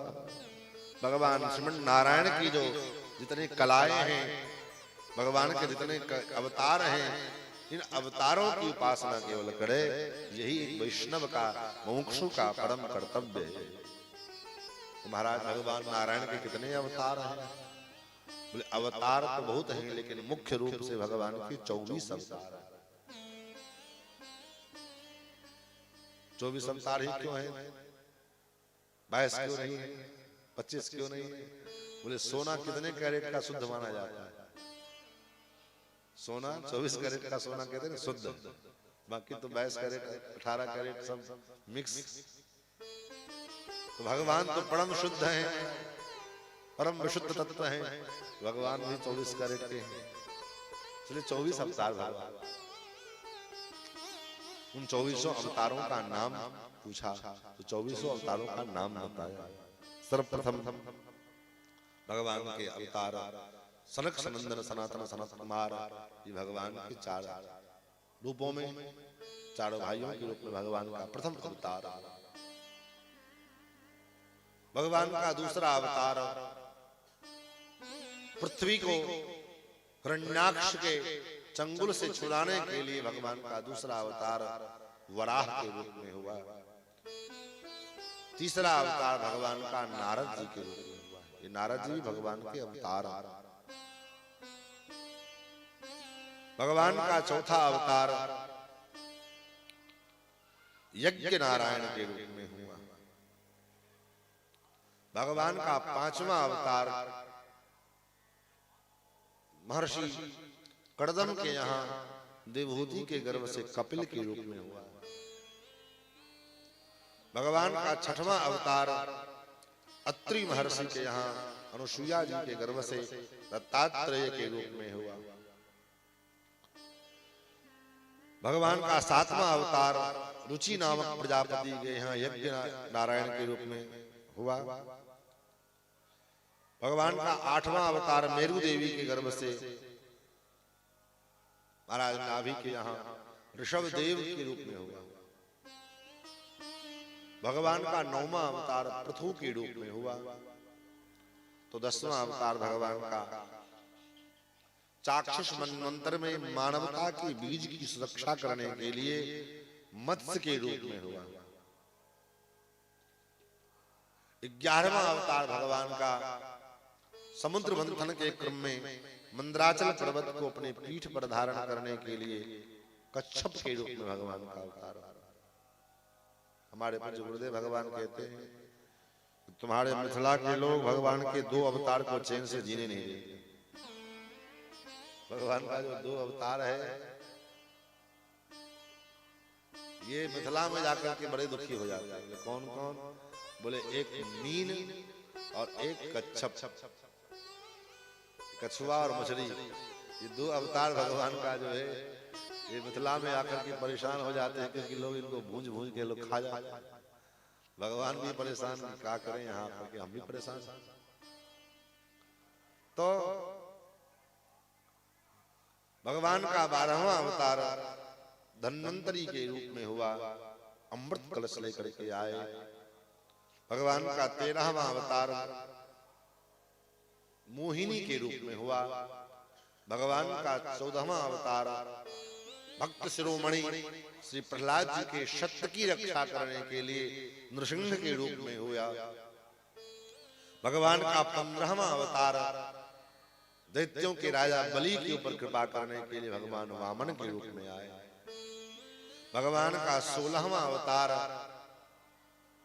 कलयुग के प्राणियों के ऊपर कृपा करने के लिए भगवान व्यास के रूप में आए और 18 पुराण का प्रणयन किया, महाभारत का प्रणयन किया, वेदों के 4 विभाग किए, वेदांत का प्रणयन किया, ब्रह्मसूत्र लिखा। ये वेद व्यास के रूप में। भगवान का 17वां अवतार जब है वंशी 16वां अवतार परशुराम के रूप में हुआ। 17वां अवतार पराशर के रूप में।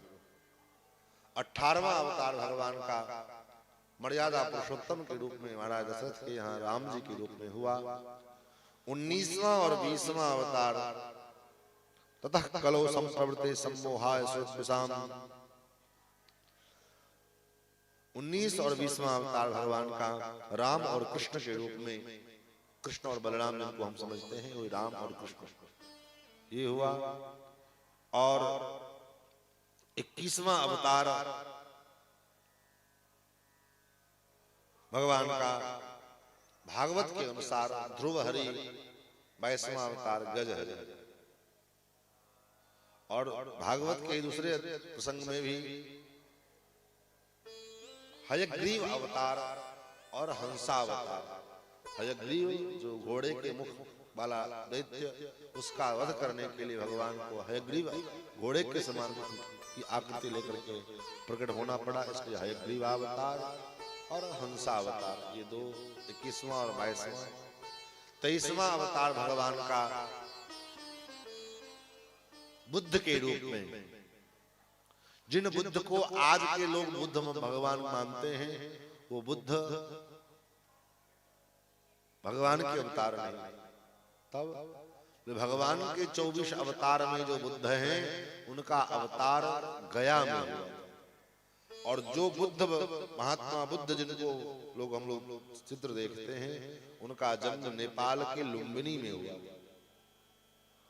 ये बुद्ध के धर्म को आगे बढ़ाने के लिए जो है गया में जाकर के और बोध गया में उनको बुद्धि का अनुभव हुआ और बौद्ध धर्म को इन्होंने आगे बढ़ाया। इसलिए लोग इनको बुद्ध मानते हैं, लेकिन भगवान बुद्ध का जिनका अवतार 24 अवतारों में परिगणित है, उनका जो है अवतार गया में हुआ।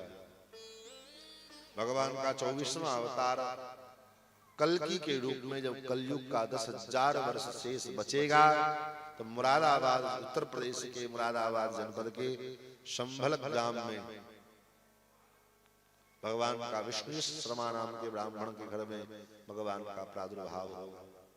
अब विचार करिए कितना बड़ा सनातन धर्म को बरगलाने का, नष्ट करने का कितना बड़ा षड्यंत्र चल रहा है। अभी भगवान का अवतार हुआ नहीं, 10,000 वर्ष जब कलयुग के शेष बचेंगे तब जो है विष्णु शर्मा नामक ब्राह्मण के घर में भगवान का अवतार होगा। और भाई जो कोई ब्राह्मण बचेगा तब न होगा। इसलिए आज से नहीं 50 वर्षों से भगवान की जो अग्रिम जन्मभूमि है संभल ग्राम, उस संभल ग्राम को जो है अभी से जो है नष्ट भ्रष्ट विनष्ट करने का षड्यंत्र चलता रहता है। जो आजकल हम लोग जो है कुछ दिन पहले देखे थे न्यूज में, संभल क्षेत्र में जो आए दिन कितने न जाने कितने मंदिरों को तोड़ दिया गया, कितने मंदिरों को तो जो है अंडरग्राउंड कर दिया गया, उस पर मस्जिद खड़ा कर दिया गया। तो ये सब प्रक्रियाएं आज हमारे जो है आसपास इर्द गिर्द चल रहा है। और ऊपर से विधर्मियों का तो जो खतरा सो है ही, लेकिन संग संग जो है सरकार का कितना बड़ा षड्यंत्र की अनेक प्रकार के एक्ट ला करके आपस में सनातनी को, हिंदुओं को तोड़ने के लिए, मरोड़ने के लिए जातिवाद के नाम पर जो है कभी ये एक्ट लगा करके, कभी वो एक्ट लगा करके ला करके कानून बना करके और सनातनियों को जो है खंडित करने का, तोड़ने का प्रयास निरंतर किया जा रहा है। और दुख इस बात का होता है, तो गीत है हमारे स्वामी जी गाते रहते थे कि शेख जी थे गुनहगार लेकिन रिंद जी भी गुनहगार निकले, वक्त पे दे गए हमको धोखा, अपने मतलब के सब यार निकले। तो शेख जी तो गुनहगार थे ही, जो पिछली सरकारें थी वो तो गुनहगार थी ही, लेकिन जिन पर भरोसा करके हम लोगों ने सनातन धर्म की रक्षा के लिए उनको चयन किया, रिंद जी भी गुनहगार निकले। वक्त पे दे गए हमको धोखा, अपने मतलब के सब यार निकले। अपने अपने मतलब की रोटी सेकने के लिए चाहे जो भी आते सब अपने साल 2 साल 10 साल 5 साल तो ठीक रहे महाराज, इसके बाद तो सब अपने अपने रोटी सेकने में लग गए। ये दिशा है। इसलिए आज मैं आपको विश्वस्त करूं, भगवान की सन्निधि में मैं आपको व्यासपीठ से आपको बोल रहा हूं, न सरकार आपके धर्म की रक्षा कर सकती है, न कोई कानून आपके धर्म की रक्षा कर सकती है। इसलिए अपने अपने धर्म की रक्षा भैया अपने अपने हिसाब से अपने आप को करना पड़ेगा। अन्यथा अगर सरकार के भरोसे और शासन प्रशासन के भरोसे हम सोचे कि हमारे धर्म की रक्षा हो जाएगी, तो कतई संभव नहीं। क्योंकि यहाँ तो जो है क्या कहते हैं, धर्म निरपेक्ष सत्ता है, धर्म निरपेक्ष शासन है। यहाँ तुम्हारा जैसे कुछ कहता है हम तो धर्म निरपेक्ष हैं, हमको धर्म से कोई लेना देना। 24वें अवतार का निरूपण किया। फिर भागवत जी का जो है विस्तार कैसे वेद व्यास जी ने किया। सूत जी कहते हैं एक बार कलयुग के लास्ट में, अंत में, सरस्वती नदी के किनारे सम्याप्रास नामक आश्रम में श्री वेद व्यास महाराज बैठे हुए थे, उदास बैठे हुए थे। द्वापरे समनुप्राप्ते तृतीये युग पर्यये जातः पराशरात् योगी वासव्यां कलया हरे। पराशर जी के पुत्र महात्मा वेदव्यास अपने निज आश्रम में बड़े सारे कर्म करके, अपने दैनिक कृत्यों को संपादित करके चुपचाप आसन लगा करके बैठे और असंतोष अवस्था में चिंतन कर रहे थे कि मैंने वेद का 4 विभाग किया, फिर वेद के जो है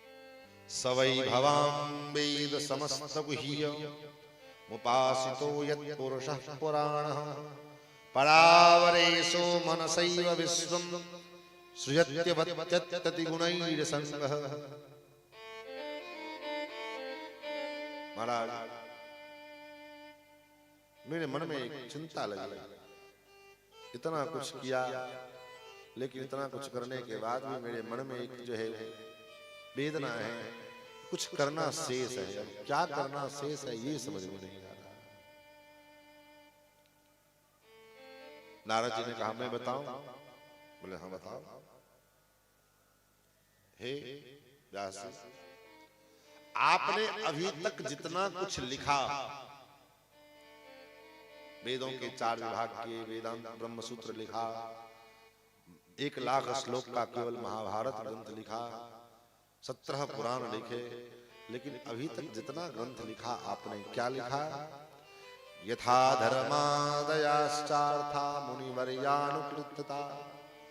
आपने धर्म अर्थ काम मोक्ष के प्राप्ति के जितने साधनों को जितने विस्तार पूर्वक आपने इन ग्रंथों में लिखा, उतने मन से उतने विस्तार से आपने भगवान वासुदेव की महिमा का वर्णन नहीं किया। न तथा वासुदेवस्य महिमा अनुवर्णितः। और मानो संकेत क्या है? नारद जी कहना क्या चाहते हैं? नारद जी कहना यही चाहते हैं कि जीवन में सब किया, घर बनाया, मकान बनाया, दुकान बनाया, खेत खलिहान बनाया, ऐश्वर्य कमाया, पद प्रतिष्ठा कमाई, सब कमाया, सब कुछ पाया, लेकिन एक भगवान को नहीं पाया तो सब बेकार है, 0/0। क्योंकि सारा संसाधन, संसार के जितने संसाधन हैं, ये सारे संसाधन क्या है? शून्य है, 0। और भगवान क्या है? मेरे भगवान एक अंक है। राम नाम एक अंक है, बाकी सब है शून्य। और चाहे कितनों सुन्ना बना रहे, 1 से लेकर 100 तक सुन्ना लिख दो, उसका कोई मतलब नहीं। लेकिन एक सुन्ना है, उसके पीछे 1 अंक जोड़ दिया तो उसका फल 10 गुना बढ़ गया। सुन्ना 1 है, लेकिन 1 अंक पीछे अगर लग गया तो 10 गुना बढ़ेगा। अब 1 अंक के पीछे बाद जितना सुन्ना बढ़ाते जाओ 10 गुना बढ़ता चला जाएगा। उसी प्रकार जीवन में सब मिला, बढ़िया मकान बनाया, बिल्डिंग बना लिए, बढ़िया गाड़ी आ गई, बढ़िया कपड़ा पहनने को मिल गया, बढ़िया जो है धन भी आने लगा, खूब पैसा आ रहा है, सब कुछ होने लगा, लेकिन एक परमात्मा अगर नहीं मिले जीवन में तो महाराज सब बेकार है।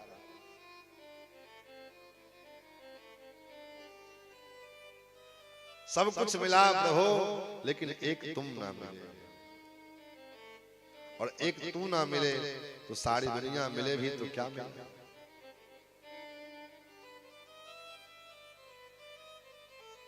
एक आप नहीं मिले तो सारी दुनिया में मिल जाए तो कोई मतलब जो है उसका नहीं है।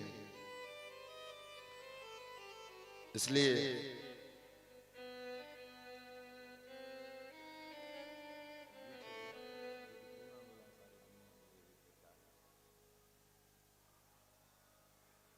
महाराज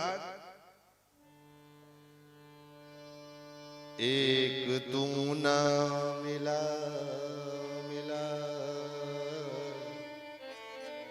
एक तू ना मिला, सारी दुनिया मिले भी तो क्या है? एक तू ना मिला, सारी दुनिया मिले भी तो क्या है? एक तू ना मिला, एक तू ना मिला, सारी दुनिया मिले भी तो क्या है? एक तू ना मिला, तो क्या है? मेरा दिल न खिला, तेरा दिल न खिला सारी बगिया खिले भी तो क्या है। एक दिल न खिला सारी बगिया खिले भी तो क्या है। एक तो न मिला।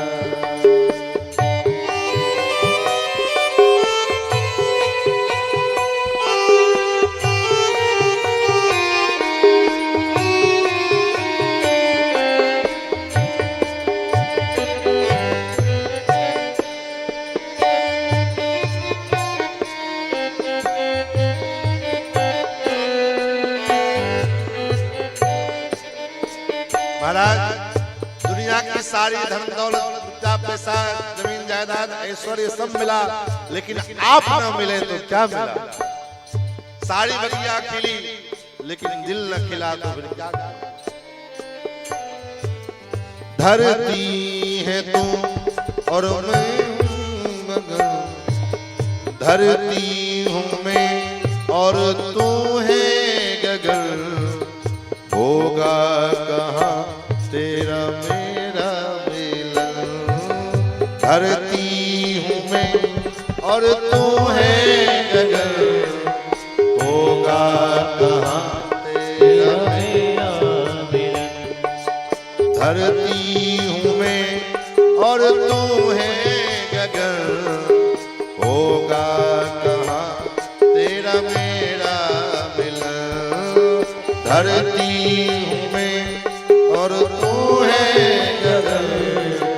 होगा कहाँ तेरा मेरा मिलन। लाख पहरे यहाँ,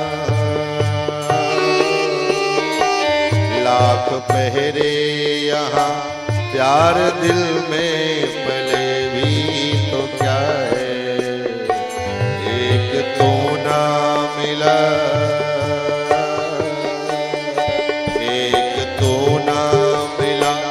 सारी दुनिया मिले भी तो क्या है।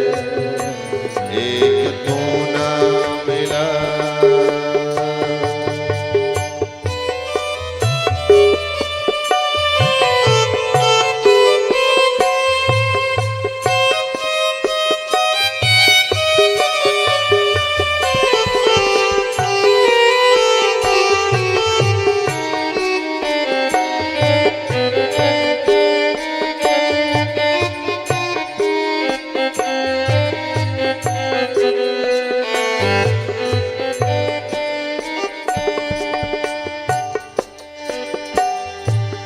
तकदीर की मैं कोई भूल हूँ, डाली से बिछड़ा हुआ फूल हूँ। तकदीर की मैं कोई भूल हूँ, डाली से बिछड़ा कोई फूल हूँ। महाराज तकदीर का माड़ा हूँ, जैसे डाली से कोई फूल बिछड़ जाए। हे प्रभु मैं भी आपके चरणों से बिछड़ गया था। तो आपका अंश जीवात्मा, जीवात्मा परमात्मा का ही अंश है, लेकिन तकदीर के कारण परमात्मा से हम बिछड़ गए। डाली तकदीर की मैं कोई भूल हूँ, डाली से बिछड़ा हुआ फूल हूँ। तकदीर की मैं कोई भूल हूँ, डाली से बिछड़ा हुआ फूल हूँ। साथ तेरा नहीं, साथ तेरा नहीं, संग दुनिया चले भी तो क्या है। साथ तेरा नहीं, संग दुनिया चले भी तो क्या है।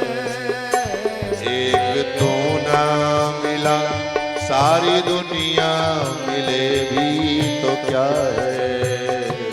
एक तू ना मिला, सारी दुनिया मिले भी तो क्या है। एक तू ना मिला, एक तू ना मिला,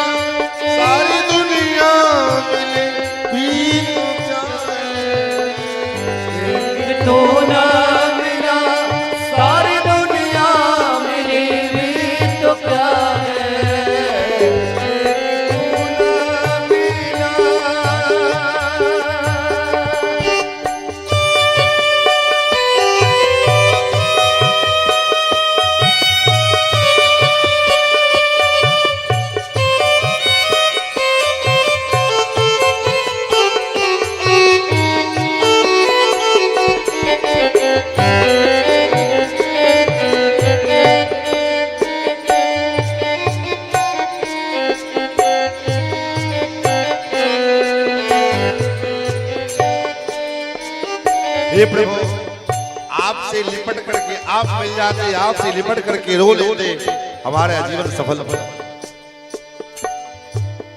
तुझसे लिपट कर जो रो लेते हम, आंसू नहीं थे ये मोती से कम। तुझसे लिपट कर जो रो लेते हम, आंसू नहीं थे ये मोती से कम। तुझसे लिपट कर जो रो लेते हम, आंसू नहीं थे ये मोती से कम। तुझसे लिपट कर के रो लेंगे हम, आंसू नहीं मोती से कम। तेरा दामन नहीं, तेरा दामन नहीं, ये आंसू ढले भी तो क्या है। तेरा दामन नहीं, ये आंसू ढले भी तो क्या है। एक तू ना मिला, एक तू ना मिला, सारी दुनिया मिले भी तो क्या है। एक तू ना मिला, सारी दुनिया मिली भी तो क्या है। एक तू ना मिला, एक तू ना मिला, सारी दुनिया मिले भी तो क्या है। एक तू ना मिला, सारी दुनिया मिली भी तो क्या है। सारी दुनिया मिल जाए लेकिन परमात्मा अगर न मिला तो क्या मिला, कुछ नहीं, जीरो बट्टा जीरो। इसलिए हे प्रभु आप मिलो। नारद जी कहते हे व्यास जी, जिस प्रकार से आपने धर्म अर्थ काम मोक्ष के चारों के पुरुषार्थ के विषय में जितने विस्तार से वर्णन किया, उस प्रकार से आपने भगवान वासुदेव की महिमा का वर्णन नहीं गाया। न तथा वासुदेवस्य महिमा ह्यनुवर्णितः। आपने उस प्रकार से भगवान वासुदेव की महिमा का गान नहीं किया। इसलिए हे व्यास जी, एक बात कहूं आपको, काक तीर्थ में कभी हंस स्नान नहीं करते, काक तीर्थ में कभी हंस अवगाहन नहीं करते। काक तीर्थ क्या है? कौआ का तीर्थ। कौआ का तीर्थ कहाँ है जानते हैं? कि जो नहर देखली है कौआ के, एक तो नहर देखबे नहीं और देखबो करबे त कलक खत्ता में जैसे चोंच डुबा ले खोदले स्नान। नारद जी कहते हैं व्यास जी, काक तीर्थ में कभी हंस अवगाहन नहीं करते, हंस तो विशुद्ध मान सरोवर में अवगाहन करते हैं। इसलिए हे व्यास जी, आप पुनः जो है ऐसे कथा का विस्तार करो जो विश्व में विशुद्ध भागवत रस भरा हुआ हो, जो भागवत के रस में डुबाने वाला हो, जिससे सुन करके भक्तों का हृदय रस में डूब जाए, रस में भर जाए। ऐसा चरित्र आप लिखो। बोले कौन सा चरित्र? बोले भगवान वासुदेव का चरित्र, भगवान श्याम सुंदर श्री कृष्ण का चरित्र, उन गोपांगनाओं का चरित्र लिखो जिन गोपांगनाओं के चरित्र के आगे श्याम सुंदर भी फीके पड़ जाते हैं। उन भक्तों का चरित्र लिखो जिन भक्तों के सामने भगवान विवश हो जाते हैं। किन भक्तों के सामने? बोले महाराज आचार्य मधुसूदन पाद सरस्वती कहते हैं कि अद्वैत विधि पथकई उपास्याः, अद्वैत मार्गियों के, ज्ञान मार्गियों के पथ के पथिकों के जो उपासक थे आचार्य मधुसूदन पाद सरस्वती, और ऐसे मधुसूदन पाद सरस्वती कहते हैं अद्वैत विधि विधि पथकई उपास्या स्वराज सिंहासन लब्ध दीक्षा सठेन केना वयम हठेन, किसी सठ ने मेरे हृदय को, मेरे चित्त को चुरा लिया। किस सठ ने? दासी कृता गोप वधू विटेना, जिस कृष्ण को ब्रज की गवार गोपियां दास बना करके रखती है, वो गोपियों के पीछे पीछे डोलता फिरता है। गोपियां कहती है श्याम सुंदर, जिन परमात्मा को प्राप्त करने के लिए बड़े बड़े योगिंद्र मुनिंद्र मलात्मा विमलात्मा सिद्धात्मा हजारों हजारों वर्षों तक ध्यान लगाते हैं पद्मासन लगा करके, फिर भी उन गोपांग भक्तों को, उन योगियों को भगवान का दर्शन सुलभ नहीं होता है। और ऐसे परमात्मा को ब्रज की गोपियां कहती है श्याम सुंदर जरा नेक ठुमका लगा करके नाच के दिखा तो छाछ पिलाऊंगा।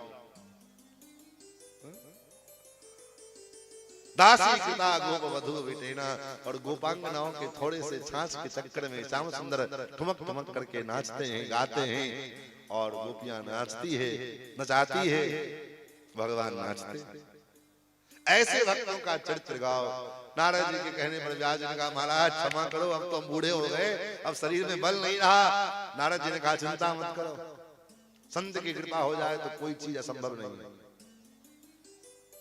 संत की कृपा हो जाए तो कोई भी कार्य असंभव नहीं है, असंभव कार्य भी संभव हो जाए, इसलिए चिंता मत करो। और नारद जी ने प्रमाण दिया,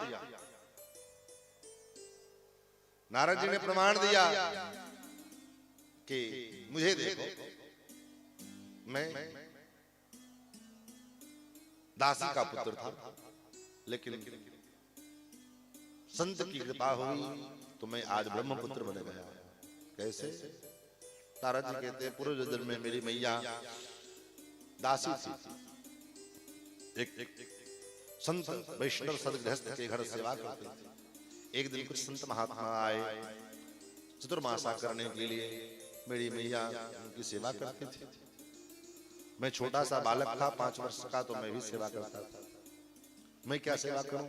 महात्मा लोग जो भोजन करे, तो भोजन करने के बाद उनका जो प्रसाद, शीत प्रसाद, जूठा पत्तल उठाए, और प्रसाद जो पत्तल पर में रह जाए उसी को उठा करके एक पात्र में धर ले, और धरने के बाद जो है बाद में उसको वही प्रसाद धीरे धीरे संतों के जो शीत प्रसादी के प्रभाव से मेरे अंदर वो विशुद्ध भगवत भक्ति का संचार हुआ।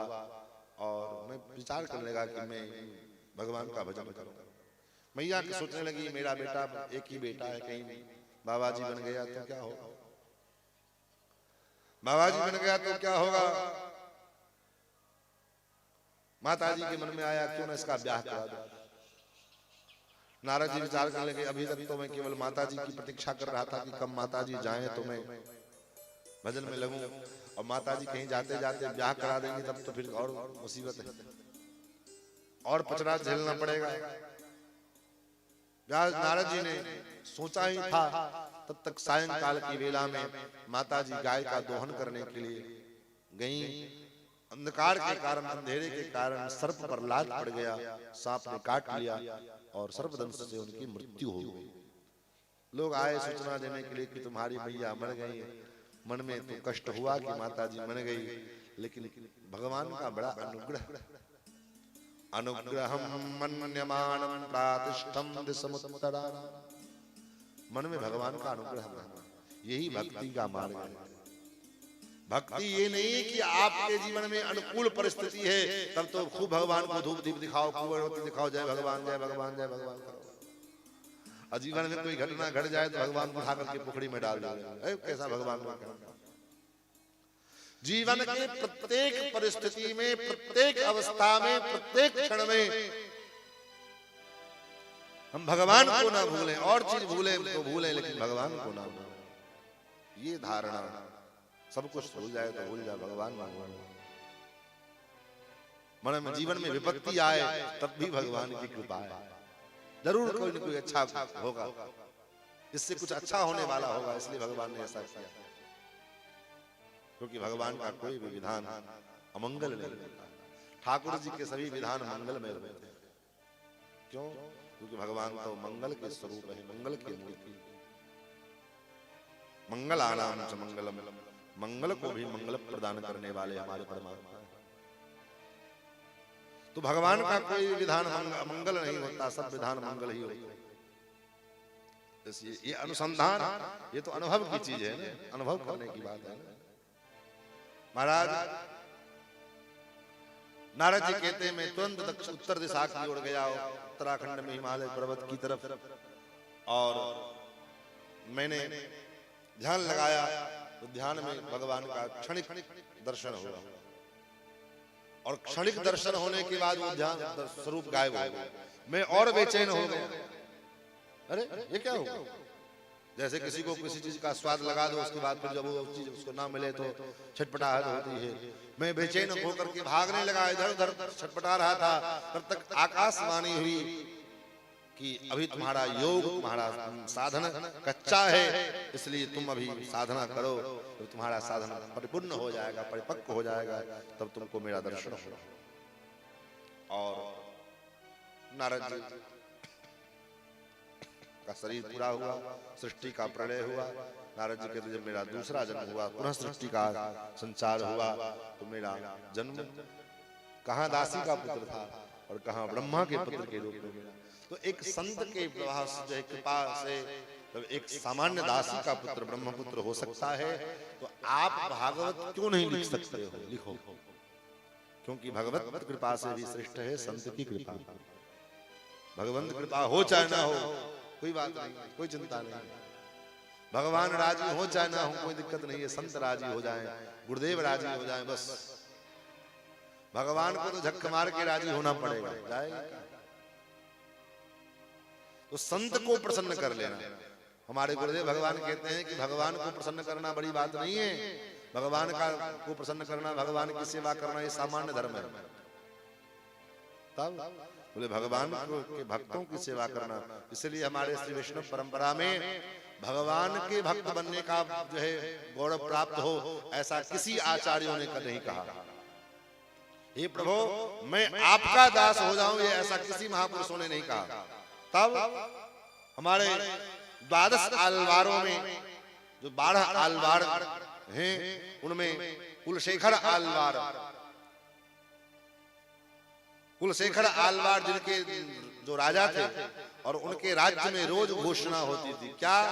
बोले घुष्यते यस्य नगरे रंग यात्रा दिने दिने। जिनके राज दरबार में रोज घोषणा होए कि आज रंग जी का दर्शन करने के लिए चले, आज रंग जी का दर्शन करने। और मंत्री लोग समझ रहे थे कि राजा अगर दरबार से रंग जी के दरबार में चला गया, रंगनाथ जी के दरबार में चला गया, तो लौट के नहीं आएगा। भगवान रंगनाथ का स्वरूप ऐसा स्वरूप है कि उनके स्वरूप को देख करके फिर ये वापस नहीं आएगा। तो क्या करते थे? रोज जैसे यात्रा का समय हो तो 2, 4, 5 वैष्णवों को ला करके द्वार पर रख देते थे। जैसे महाराज निकले तो द्वार पर वैष्णव पहले से खड़े हों। अब सुबह से लेकर के शाम तक उस वैष्णवों की सेवा में महाराज का दिन बीत जाए। ऐसे श्री कुलशेखर आलवार अपने मुकुंद माला स्तोत्र में भगवान की स्तुति करते हुए कहते हैं, प्रभो हे नाथ मज्जन्मनः फलमिदं मधुकैटभारे मत प्रार्थनीय मदनुग्रह एष एव। हे नाथ मेरी यही प्रार्थना है, मेरी यही विनती है कि मेरे जन्म का यही फल मुझे दे दो, कि मैं आपसे यही प्रार्थना करता हूं कि मेरा जन्म हो तो किस में जन्म हो?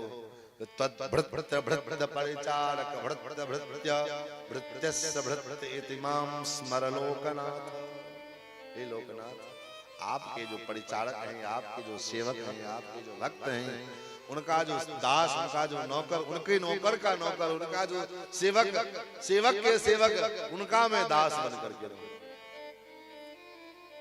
ये नहीं इच्छानुसंधान।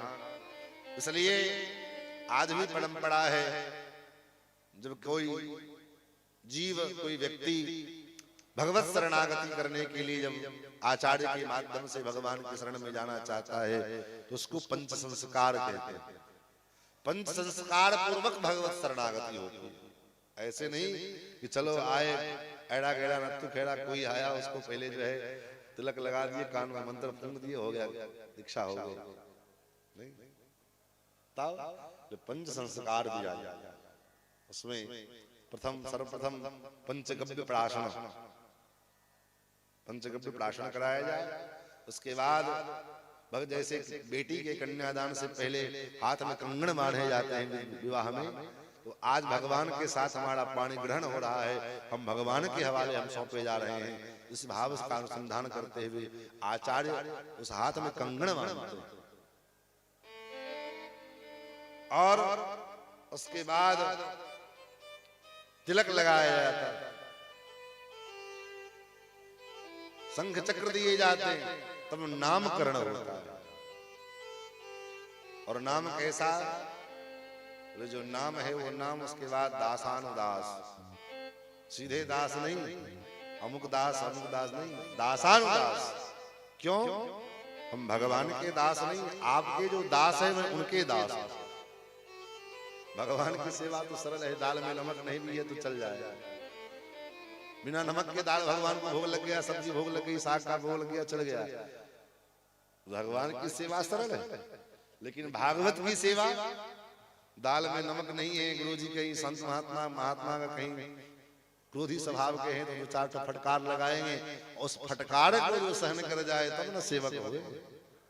और महात्मा के दो फटकार सुने नहीं गए, महात्मा तो बड़े क्रोधी आए। आपको कैसे पता लगा महात्मा क्रोधी? एक ही फटकार में तुमने जज कर लिया कि महात्मा क्रोधी है। हो सकता है तुम्हारे अंतःकरण का जो परीक्षा लेने के लिए महात्मा फटकार लगा रहे हैं।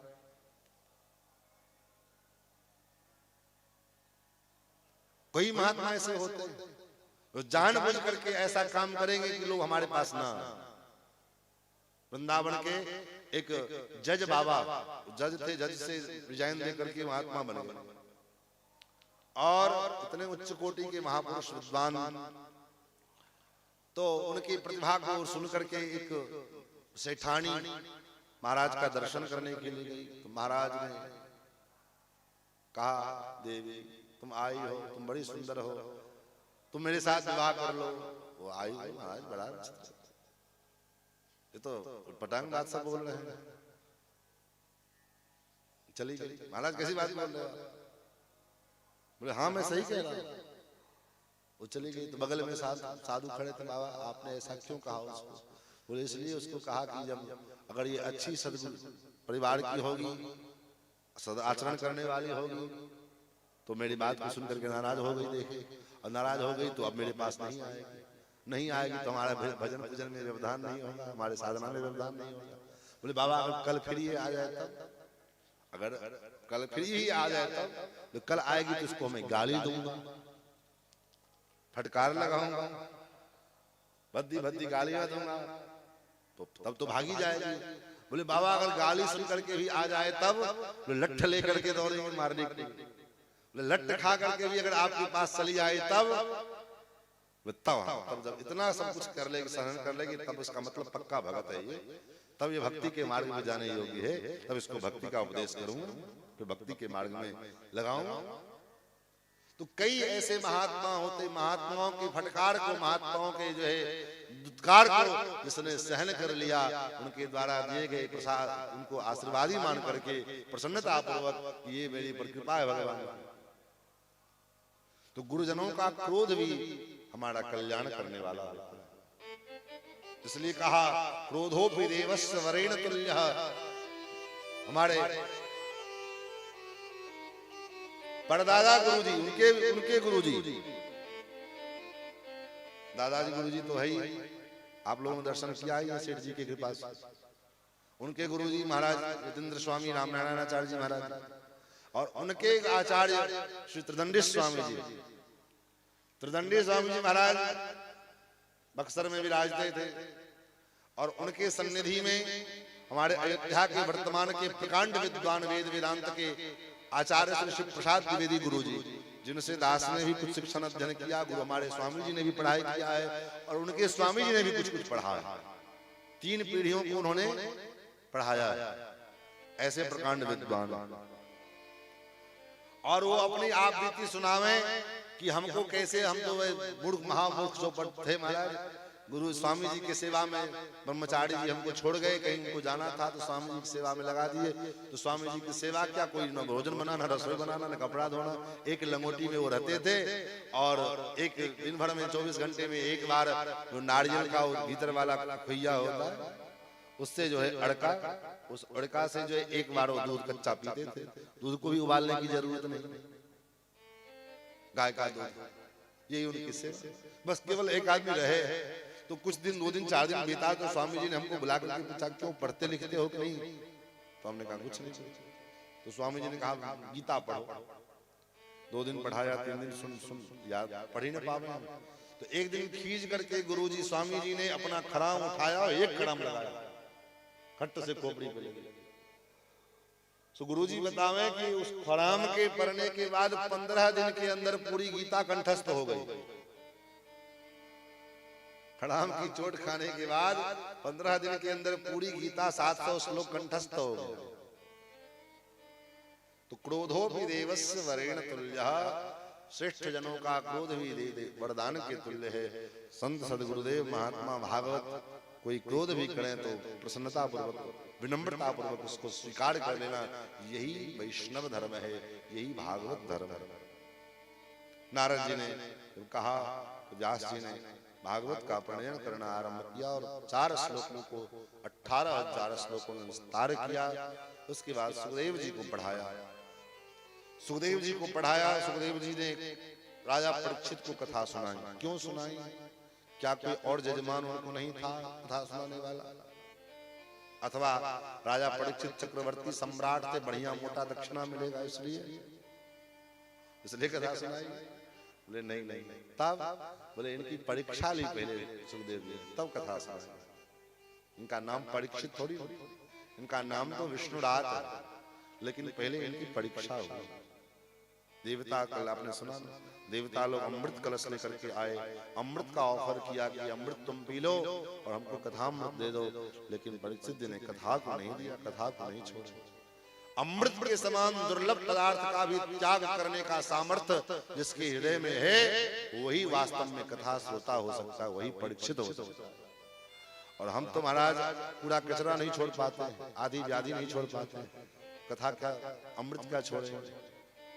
अब भाई कथा हो रही है, पता लगे वहां पर में बढ़िया सोने का और 500 का नोट बट रहा है, भाग जाओ कथा छोड़कर। तो परीक्षित जी की परीक्षा पहले सुखदेव जी ने ली। और परीक्षित जी का वंश परंपरा कितना पवित्र है। परीक्षित की एक दादी है जिनका नाम द्रौपदी है। महाभारत युद्ध के पश्चात अश्वत्थामा ने धोखे से द्रौपदी के 1 नहीं 2 नहीं 5 बेटों की हत्या कर दी। और अर्जुन उस अश्वत्थामा को पशु के समान बांध करके पकड़ करके ले चले आए। अपराधी के समान अश्वत्थामा हाथ जोड़े खड़ा है, लेकिन द्रौपदी ने जो अश्वत्थामा को देखा चीख पड़ी, मुच्यता मुच्यतामेष ब्राह्मणो नितरां गुरु।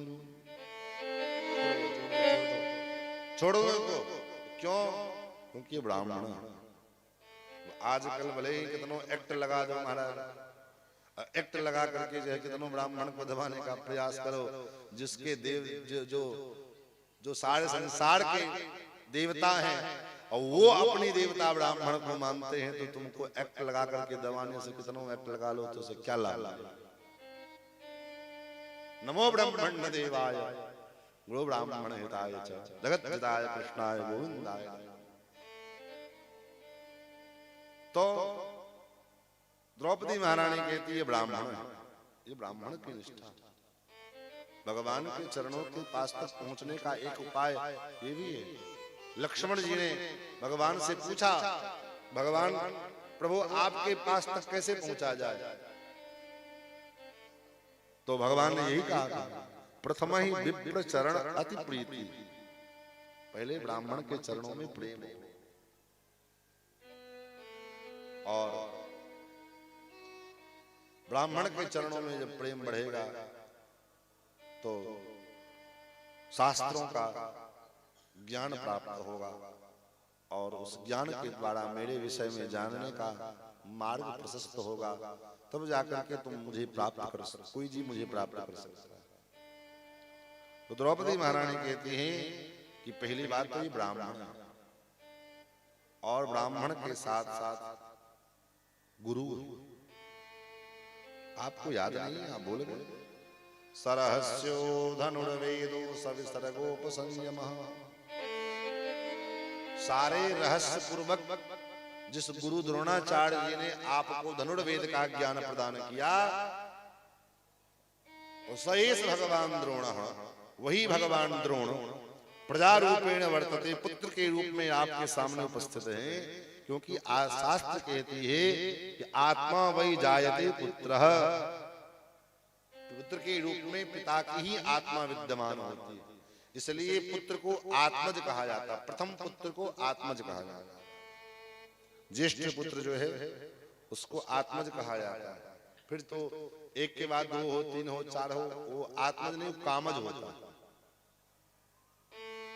और पिता के दाह संस्कार श्राद्ध आदि कर्म करने का भी प्रथम अधिकार आत्मज को ही क्यों दिया जाता है? इसलिए क्योंकि प्रथम संतान की उत्पत्ति के मूल में उद्देश्य यही होता है कि जब तक एक पुत्र ना हो जाए तो मन में यही भावना लगी रहती है कि बेटा नहीं हुआ, बेटा नहीं हुआ, बेटा जब हो ताकि हमारे वंश को आगे बढ़ावे, हमारा श्राद्ध तर्पण पिंडदान इत्यादि करे। यही उद्देश्य होता है एक पुत्र तक। और एक पुत्र जब हो गया उसके बाद फिर जो है बेटा हो ही चाहे न हो तो उतनी चिंता नहीं होती है जब तक एक न हो जाए। इसलिए उसको आत्मज कहा जाता है। और आत्मज का ये धर्म बनता है कि अपने माता पिता का श्राद्ध पिंडदान तर्पण इत्यादि करे। अगर वो नहीं करता है तो वो उसका प्रायश्चित्त का अधिकारी। महाराज ऐसी द्रौपदी जिन्होंने ब्राह्मणों के प्रति ऐसी निष्ठा, ये द्रौपदी, ये परीक्षित की दादी। परीक्षित की मां कौन है? अभिमन्यु की विधवा पत्नी उत्तरा। जब भगवान महाभारत के पश्चात चलने लगे तो भगवान का स्वरूप कैसा है? वे ठाकुर जी एक हाथ से रथ को पकड़े हुए, एक पैर उनका रथ के सीढ़ी पर है, पौदान पर, एक पैर उनका भूमि पर है और एक हाथ से लोगों का अभिवादन कर रहे हैं। ये मुद्रा में भगवान खड़े हैं और उसी समय चीत्कार करते हुए, रोती हुई, चिल्लाती हुई, बिलखती हुई उत्तरा भगवान के पास दौड़ी आई। पाहि पाहि महायोगिन देव देव जगत्पति, नान्यम तद्भयम पश्ये यत्र मृत्युः परस्परम। पाहि मां, पाहि मां, प्रभु रक्षा करो। आपके अलावा दूसरा कोई ऐसा नहीं है जो हमारी रक्षा करे। इसी का नाम अनन्यता है, इसी का नाम शरणागति है कि भगवान के अलावा, भगवान के सिवा, भगवान की यही अपेक्षा है, भगवान यही चाहते हैं कि कोई जीव हमारे पास में आए तो अनन्यता पूर्वक आवे। ये नहीं कि चलो थोड़ा आपका भी हो जाए, थोड़ा उनका भी, थोड़ा उनका भी। एकमात्र परमात्मा। उत्तरा कहती प्रभु आपके अलावा मेरा दूसरा कोई उपाय नहीं। नान्यम तद्भयम पश्ये न अन्यम, आपके अलावा दूसरा कोई अन्य उपाय हमारे पास में नहीं है। एक उपाय, और इसी को हमारे यहाँ चरमोपाय कहा गया है। भगवान ने पूछा क्या बात? बोले ये जो आप बाण की ज्वाला देख रहे हो ना, ये मुझे मार डालना चाहते हैं, लेकिन हे नाथ, कामम दहतु माम नाथ मामे गर्भो निपात्यताम।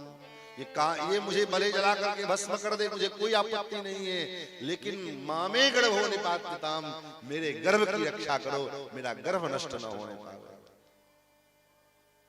क्यों? अपने गर्भ की रक्षा क्यों चाहते हैं? भगवान ने पूछा। तो उत्तरा कहती है मैं अपने गर्भ की रक्षा भी अपने लिए नहीं चाहती हूँ। आप ये सोच रहे होगे कि अपने लिए मैं अपने गर्भ की रक्षा चाहती हूँ, नहीं। तब बोले आपके लिए चाहती हूँ। मेरे लिए? हाँ। क्यों? बोले इसलिए कि अगर मेरा गर्भ नष्ट हो गया तो आपके चरित्र में एक कलंक लग जाएगा। कैसा कलंक? जाएगी लाज तुम्हारी मेरो कहा बिगड़ेगो। लोग दुनिया वाले यही ताना देंगे, यही कलंक लगाएंगे कि जिस वंश की रक्षा करने वाले अखिल हे प्रतनी कल्याण कर्तम कर्तम अन्यथा कर्तम समर्थ परमात्मा, और उनके रहते हुए पांडवों का वंश नष्ट हो गया, तो ऐसे भगवान की कौन पूजा करे, कौन आराधना करे? ये आपके चरित्र पर, आपके जीवन में एक दाग लगेगा। और मैं नहीं चाहती कि आपको कोई कलंक लगे, आपके जीवन में, आपके चरित्र में कोई दाग लगे। इसीलिए प्रभु मामे गर्भो निपात्यताम, मेरे गर्भ की रक्षा करो। भगवान के नेत्र सजल हो गए। वारी उत्तरा, जिसको अपने कष्ट की चिंता नहीं है, अपने शरीर की चिंता नहीं है, अपने दुख की चिंता नहीं है, चिंता है तो हमारे लाज की चिंता है। अपनी क्या है? अपना तो कुछ नहीं, जब जो है सो ठाकुर का है, और ठाकुर हमारे प्रसन्न हो, ठाकुर जी के चरित्र पर कोई दाग न लगे। ये उत्तरा। परीक्षित की एक परदादी है जिनका नाम है कुंती बुआ। कौन नहीं जानता? भगवान जब चलने लगे तो कुंती बुआ हाथ जोड़ करके खड़ी हो गई सामने। तो भगवान ने कहा, बुआ जी क्या कर रहे? भतीजा बुआ को प्रणाम करे, ये तो शास्त्र भी कहता है, नियम भी कहता है, लेकिन आप बुआ होकर के भतीजा को प्रणाम कर रहे हैं, ये कहाँ का नियम है? बुआ जी कहती मैं अपने भतीजा को प्रणाम थोड़ी कर रहे। तब नमस्ते पुरुषं पाद्यम ईश्वर प्रकृते परम अलक्ष्यम सर्वभूतानां अंतर्बहिरवस्थितम, मैं उस परमात्मा को प्रणाम कर रही हूँ। किस परमात्मा को? बोले जो ईश्वर है, आदि पुरुष है, और इस प्रकृति से परे है महाराज, और इस प्रकृति से परे होते हुए भी सर्वत्र विद्यमान है। कोई ऐसा स्थान नहीं जहां वो नहीं है, लेकिन उसके बाद भी वो दिखाई नहीं दे रहा है। वो सर्वत्र, लेकिन दिखाई नहीं पड़ रहा। अलक्ष्यम सर्वभूतानां अंतर्बहिरवस्थितम, सर्वत्र विद्यमान है, लेकिन फिर भी दिखाई नहीं देता। क्यों नहीं दिखाई देता? कारण क्या है? बोले आंखों पर में चश्मा लगा हुआ है काले रंग का। वो चश्मा कौन सा है? कुंती बुआ कहती माया जवनिका छन्नो मज्ञाधोक्षजमव्ययम्, माया रूपी चश्मा लगा हुआ।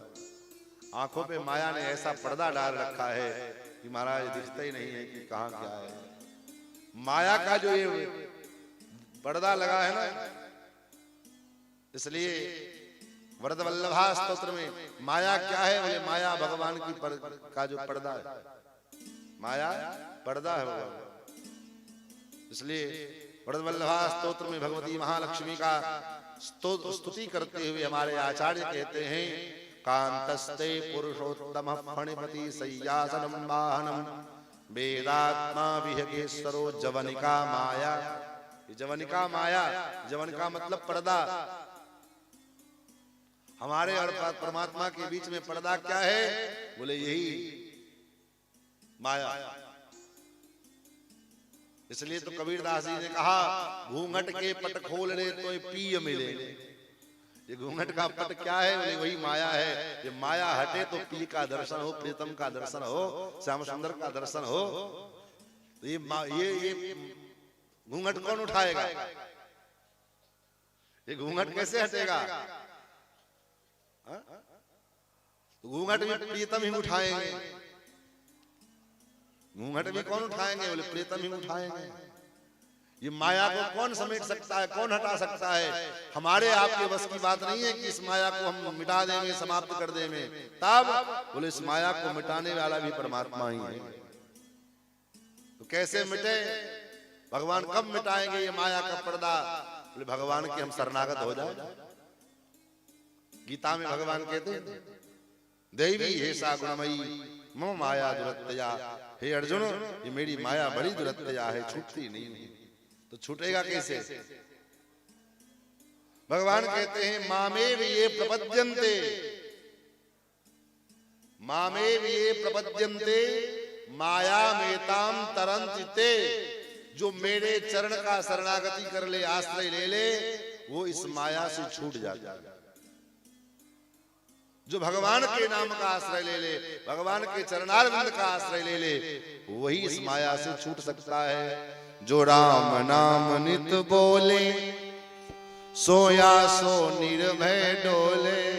जो राम नाम नित बोले, सोया सो निर्भय डोले।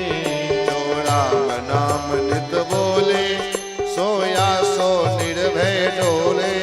जो राम नाम नित बोले, सोया सो निर्भय डोले। दई गुरुवर गेल बताए, हरि माया जादूगरनी। दई गुरुवर गेल बताए, हरि माया जादू। सब जग को रही नचाए, हरि माया जादूगरनी। सब जग को रही नचाए, हरि माया जादूगरनी। हरि माया जादूगरनी, हरि माया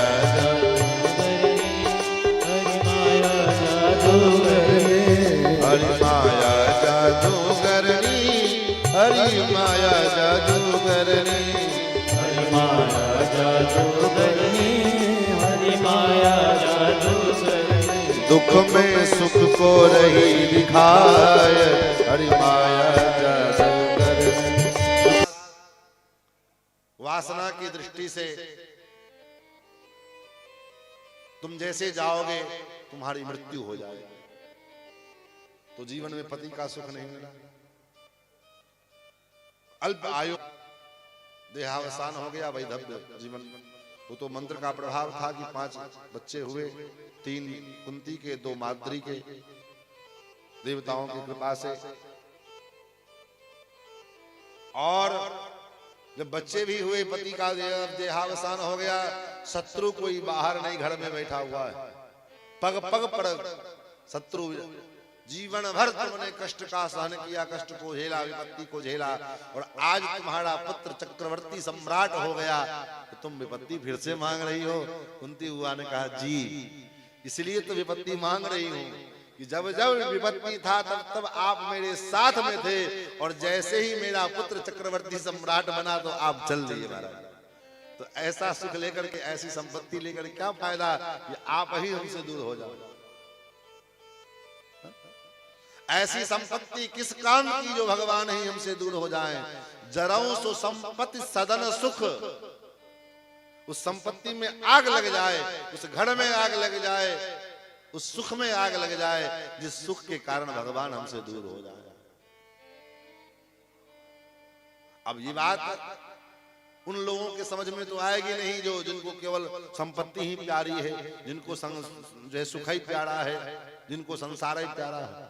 लेकिन जिनको भक्ति का रस मालूम है, भक्ति का स्वरूप मालूम है, उनके लिए तो बात समझ में आएगी कि हाँ बात तो सही है। ये कुंती बुआ परीक्षित की परदादी। महाराज जब कुंती बुआ ने भगवान को इस प्रकार स्तुति किया, तो भगवान जब चलने लगे तो मन में भाव आया कि चलो चलते चलते पितामह भीष्म का दर्शन करें। भीष्म पितामह से मिलने के लिए भगवान चले, और भीष्म पितामह से मिलने के लिए भगवान आए। भीष्म पितामह ने भगवान को देखा, सरसैया पर पड़े हुए हैं, शरीर में जितने रोए हैं उतने बाण लगे हुए। और पितामह भीष्म ने भगवान से कहा, प्रभु बहुत प्रतीक्षा कराई तुमने, अब कुछ दिन आप मेरी प्रतीक्षा करो। कब तक? सदैव देवो भगवान प्रतीक्षताम् कलेवरं यावदिदं हिनोम्यहम्। जब तक मैं इस कलेवर का त्याग करके न चला जाऊं तब तक आप मेरी प्रतीक्षा करते रहो। भगवान का मुखमंडल थोड़ा सा उदास हुआ, क्या पता बाबा जी को कब तक इच्छा होगी क्योंकि इनको इच्छा मृत्यु का वरदान था प्राप्त। जब तक इनकी इच्छा ना हो जाए तब तक काल भी इनका बाल बांका नहीं कर सकता। भीष्म पितामह को इच्छा मृत्यु का वरदान प्राप्त था। तो कब इनकी इच्छा होगी क्या पता। भगवान का मुखमंडल थोड़ा सा उदास हुआ।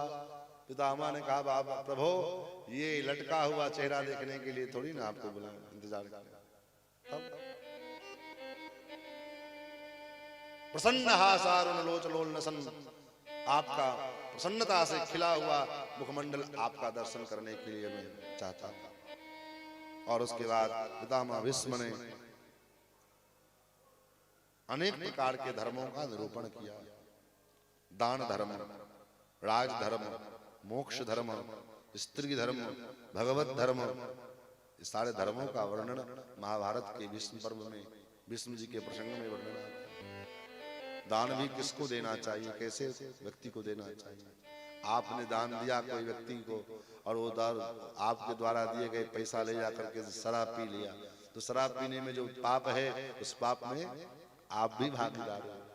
आपके द्वारा दिए गए धन के दान जो है धन से किसी व्यक्ति ने मांस विक्रय करके मांस खरीद करके मछली खरीद करके खा लिया, उस मांस भक्षण में जो पाप है उसमें आपका भी योगदान है, आपको भी पाप। इसलिए दान उसी को दान जब भी करे तो जो है पात्र का विचार करना चाहिए। पात्रा पात्र विवेक है, कौन पात्र है कौन अपात्र है, कौन दान लेने योग्य है कौन दान लेने योग्य नहीं है। ये सब बात जब सुनेंगे जानेंगे जानने का प्रयास करेंगे तब न होगा। खाली बस जो है वही कड़ाही वही करछुल वही चकला वही बेलन इतने में अगर पूरे जीवन बीत जाएगी तो फिर मानव शरीर प्राप्त करने का लाभ क्या मिला।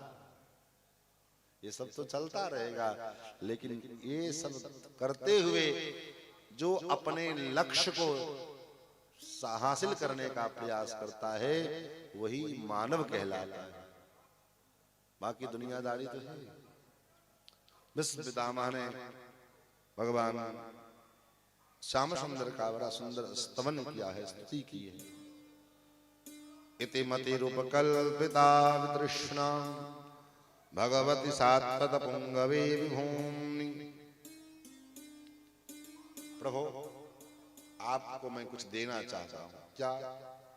अपनी मति को आपको दान करना चाहता हूं, आप इसको स्वीकार कर लो।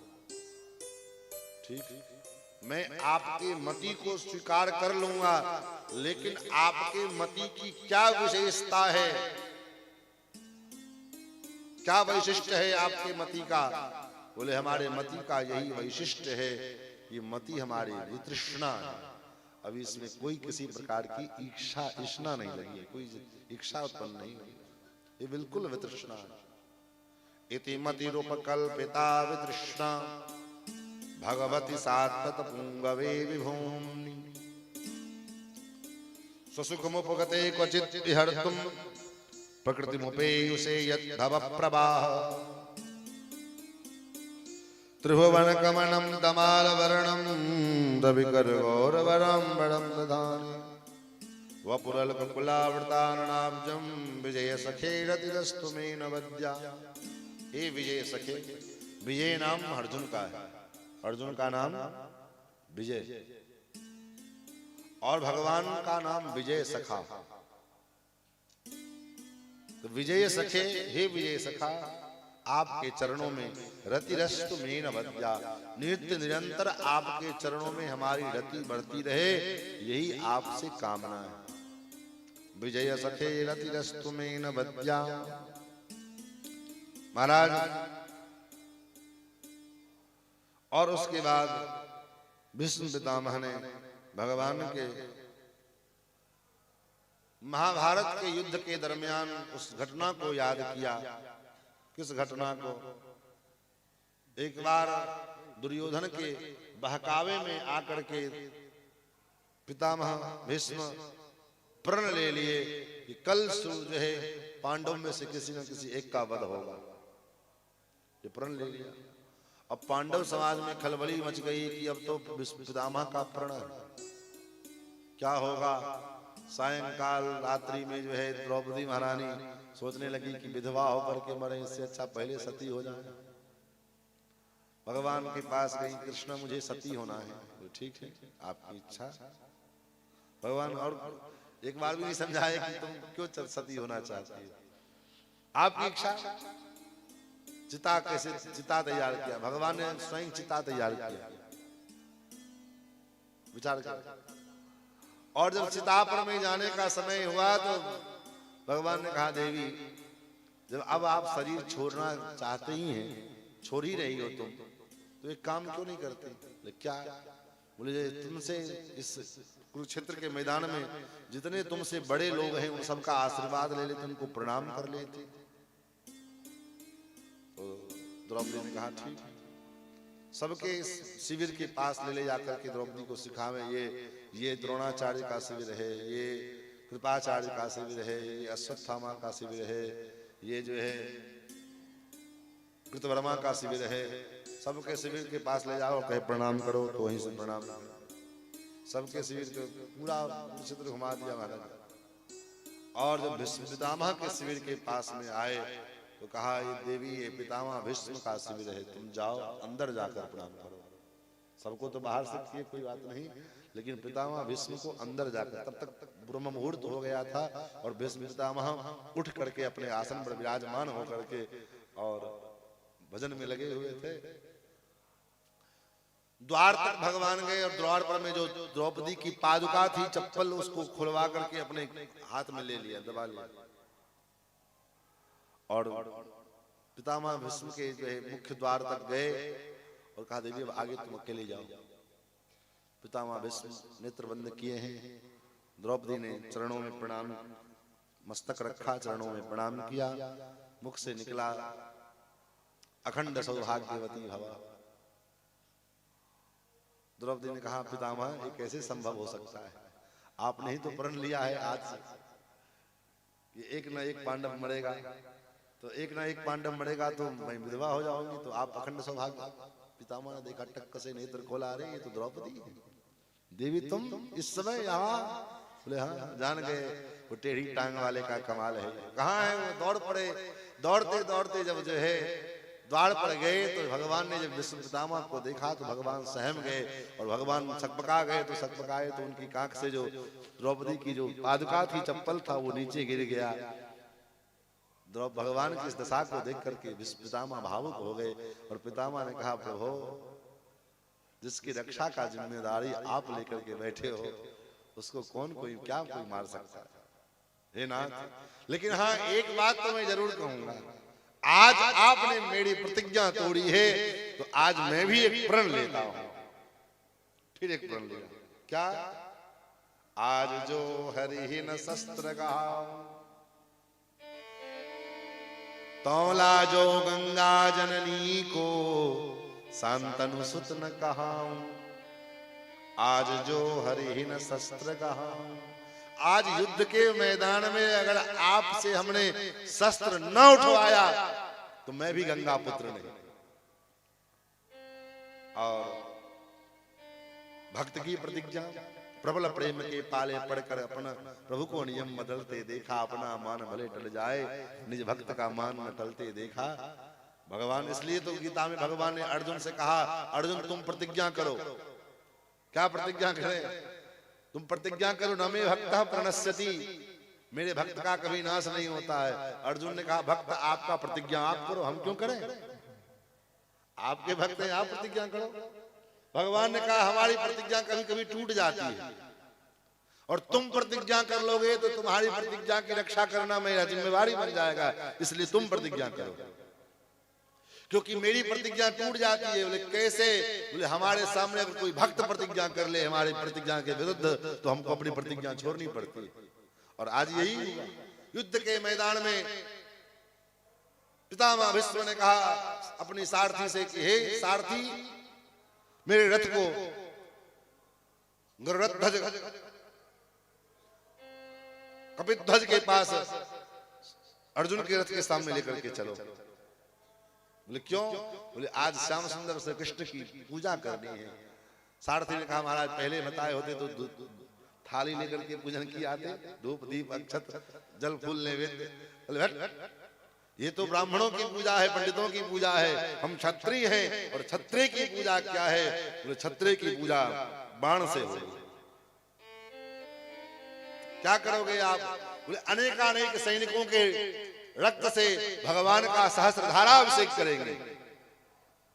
हजारों सैनिकों के शरीर में जब अपने बाणों के द्वारा उसके शरीर को मारेंगे, उसके शरीर से जब रक्त के फव्वारे निकलेंगे, भगवान का सहस्त्रधारा अभिषेक हो जाएगा।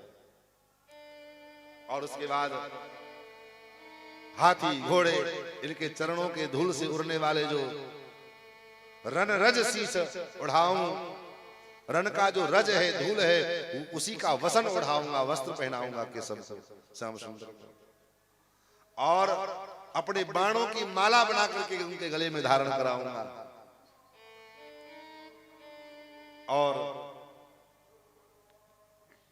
फिर भगवान को रक्त का बाण का भोग लगाऊंगा। बाणों से ही भगवान को भोग लगाएंगे। इतना बाण मारे पितामह ने भगवान के शरीर में, शरीर बिंद गया महाराज। अर्जुन सोच न पावे कि आज पितामह की फूर्ति को देख करके भगवान भी चकरा गए कि आज ये इतना हजारों वर्ष का ये बुढ़ा, कहां से इसके अंदर ये ताकत आ गई, कहां से इतनी स्फूर्ति आ गई। और महाराज जब तक धनुर्धर अर्जुन तूणीर से बाण निकाले तब तक तो सैकड़ों बाण पितामह के चल जाए। अर्जुन व्याकुल हो गए, अब मैं क्या करूं? धनुष टूटते जा रहे हैं, प्रत्यंचा जोड़ते जा रहे हैं, धनुष टूटते जा रहे हैं। भगवान ने देखा लगता है कहीं ऐसा ना हो कि मेरा अर्जुन मारा जाए। भगवान रथ से कूद गए नीचे, और कूद करके एक टूटे हुए रथ का पहिया रखा था, उसी को भगवान ने उठाया और उठा करके दौड़ पड़े। जब दौड़ पड़े तो यहाँ भीष्म पितामह उस दृश्य का अनुसंधान कर रहे हैं। प्रभु वो दिन याद है, स्वनिगम पहाय मत प्रतिज्ञा, जिस दिन एक दिन मेरी और आपकी प्रतिज्ञा, क्योंकि भगवान ने महाभारत में प्रण लिया था कि हम शस्त्र नहीं उठाएंगे। तो आज उस दिन जब मेरी और आपकी प्रतिज्ञा लड़ चुकी है आपने सामने, तो आपने मेरी लाज रखने के लिए, मेरे प्रण की रक्षा के लिए आपने अपना प्रतिज्ञा तोड़ दिया। और जब भगवान लेकर के दौड़े उस समय धरती कंपायमान होने लगी। धृत रथ चरणोध्यात चलत पृथ्वी कंपायमान हो गई। जब पृथ्वी कंपायमान हो गई तो भगवान ने अपने उत्तरी को, अपने पीताम्बर को भेजा दूत बना करके कि जाओ पृथ्वी को सांत्वना दो। पृथ्वी क्यों कंपायमान हो गई? पृथ्वी के मन में ये भय आ गया कि अभी अभी इन्होंने प्रतिज्ञा लिया था, उस प्रतिज्ञा को छोड़ दिए, भूल गए। मेरी प्रतिज्ञा तो बहुत पुरानी है, क्या पता मेरी प्रतिज्ञा इनको याद है कि नहीं याद है। महाराज इस प्रकार और कैसा उस स्वरूप लग रहा है, सीन कैसा चल रहा है। धृत रथ चरणोध्यात चलत हरिणी वहंत निभम गतोत्तरीयः। वो दृश्य ऐसा लग रहा है कि किसी गजराज के ऊपर में कोई सिंह आक्रमण कर रहा हो। और जैसे भगवान दौड़े तो भीष्म पितामह ने धनुष को रख दिया। प्रभु आओ, चलाओ अपना अस्त्र और मेरा उद्धार करो। तो पितामह ने अपना अस्त्र छोड़ दिया, भगवान डूब गए। तो कहने का भाव इस प्रकार पितामह ने भगवान के उस स्वरूप को याद दिलाया और भगवान के रासस स्वरूप का अनुसंधान करते हुए ललित गति विलास बल गुहास प्रणय निरीक्षण कल्पितो रुमानाः, भगवान के उस हास विलास का चिंतन करते हुए पितामह भीष्म ने शरीर को, अपने आत्मा को भगवान में, परमात्मा में मिलाया, महाप्रयाण किया है। आकाश मार्ग से देवताओं ने पुष्प वर्षा की है। एक वैष्णव का, एक साधक का, एक भक्त का मृत्यु का ये उत्सव है।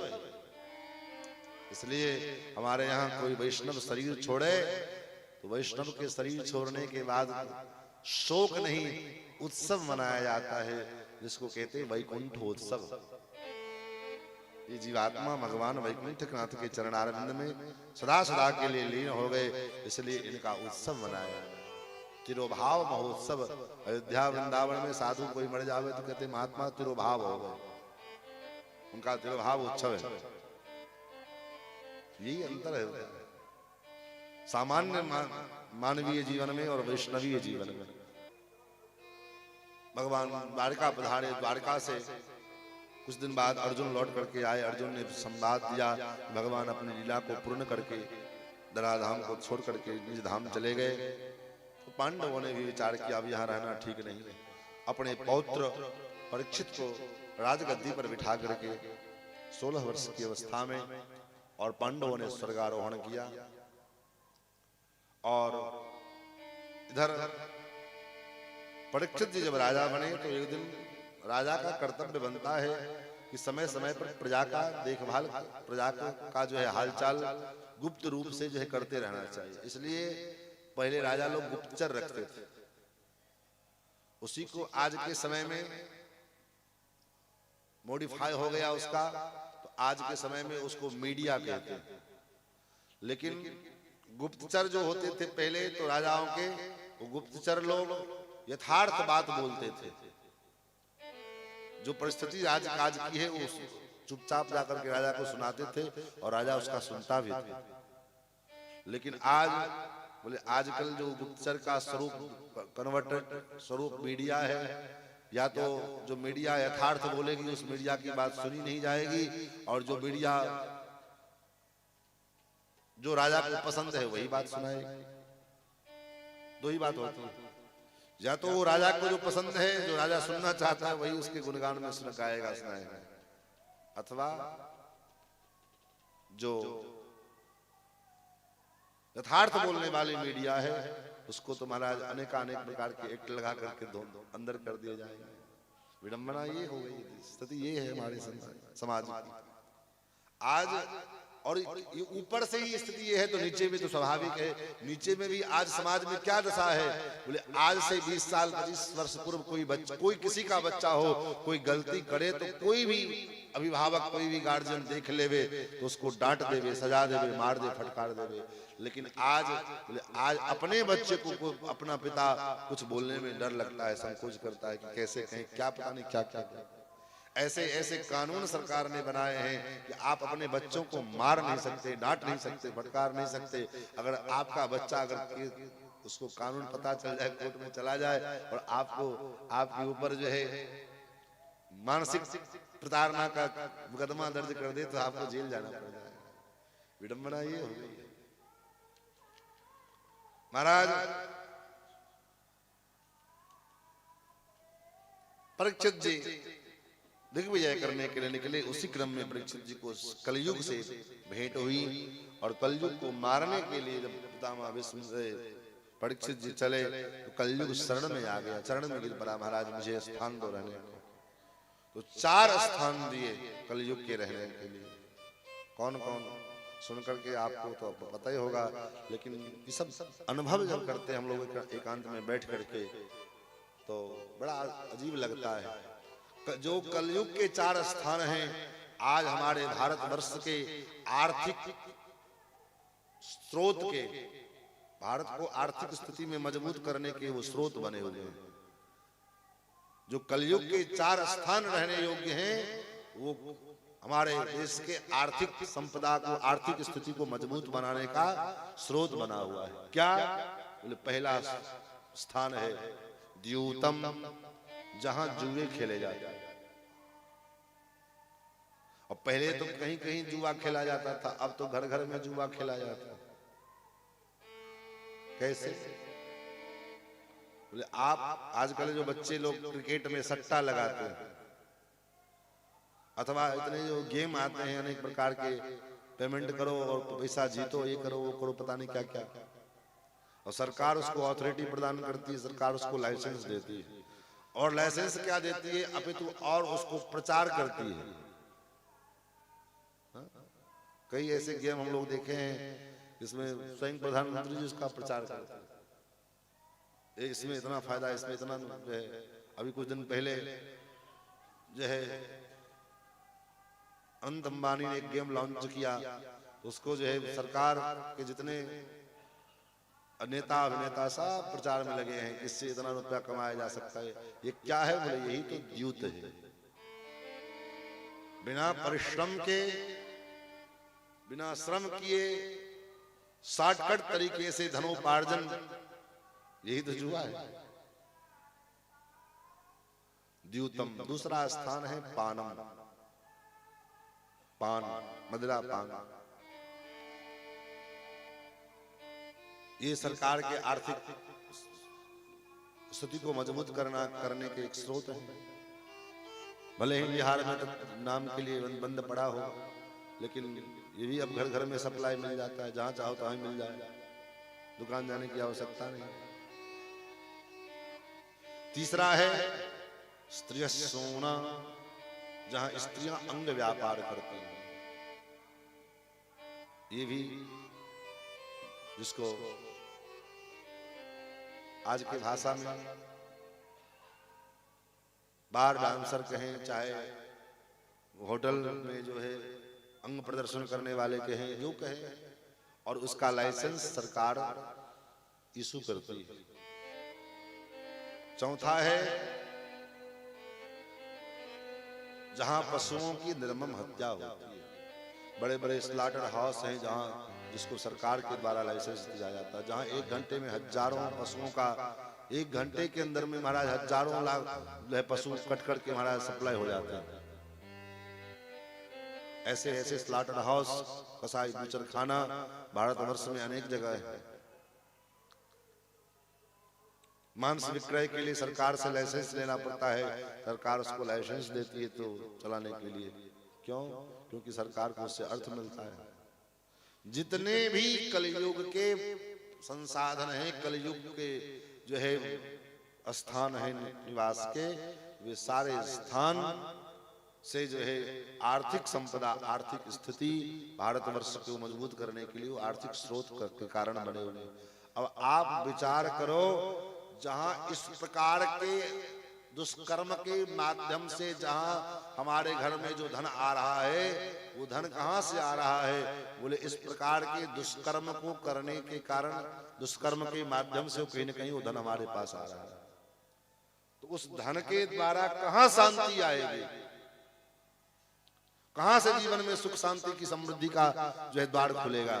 धन तो खूब आ रहा है, लेकिन उसके बाद भी हम लोग दुखी हैं, रुग्ण हैं, कोई रोगी है, कोई शरीर से दुखी है, कोई 50-55 वर्ष तक, आज से 20 वर्ष 50 वर्ष पहले लोगों के पास उतने धन नहीं थे, बेरोजगारी थी, लोग खेती पर आधारित थे, सब कुछ था, लोग दीर्घ काल तक स्वस्थ रहते थे, लोगों के मन में किसी प्रकार की कोई दुर्भावना नहीं होती थी, लोग एक दूसरे से हंसते मिलते, जब भी मिले तो खिल करके मुस्कुराते हुए हंसते मिलते थे। और आज बोले आज संसाधन बढ़ा, संपदा बढ़ी, आर्थिक उन्नति हुआ, आर्थिक स्थिति का जो है विकास हुआ, लेकिन उसके बाद भी शरीर में इतने रोग उत्पन्न हुए, इतने दुख उत्पन्न हुआ, इतना समस्याएं उत्पन्न हुई।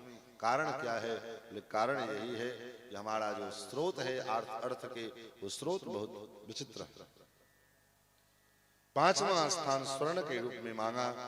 उसके बाद भगवान कलयुग चले गए। एक दिन महाराज परीक्षित स्वर्ण का मुकुट पहन करके शिकार करने के लिए जा रहे थे। उसी समय उस मुकुट में कलयुग को अवसर मिला। कलयुग ने आकर के मुकुट में प्रवेश किया और महाराज की बुद्धि बिगड़ी और परिणाम हुआ परीक्षित जी जैसे महात्मा की बुद्धि कलयुग के कारण बिगड़ सकती है, तो हमारी आपकी बिगड़ जाए तो कौन बड़ी बात है। परीक्षित जी ने जिन हाथों से रोज संतों की सेवा किया करते थे, आज उन्हीं हाथों से संत के गले में, श्रृंगी ऋषि के गले में मरा हुआ सर्प डाल करके आए। समीक महर्षि के गले में, समीक महर्षि के पुत्र श्रृंगी ऋषि, उनको पता लगा कि मेरे पिताजी के गले में किसी राजा ने सर्प डाल दिया, श्राप दे दिया, आज के 7वें दिन वो तक्षक नाग बन करके उसको काटेगा, वो मरेगा। राजा परीक्षित को पता लगा, तुरंत अपने संपूर्ण राजपाट को लेकर के अपने पुत्र जनमेजय को प्रदान किया।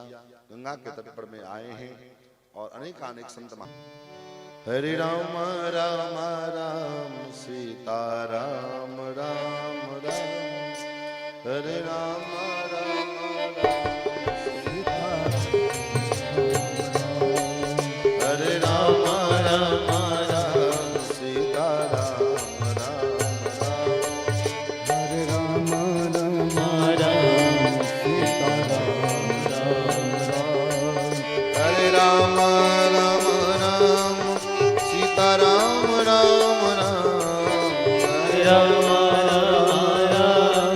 सीताराम राम राम हरे राम राम राम सीताराम राम राम हरे राम राम राम सीताराम राम राम हरे राम राम राम सीताराम राम हरे राम राम राम सीताराम राम राम सीताराम राम राम सीताराम राम राम सीताराम राम राम सीताराम राम श्री सीताराम नाम महाराज की जय।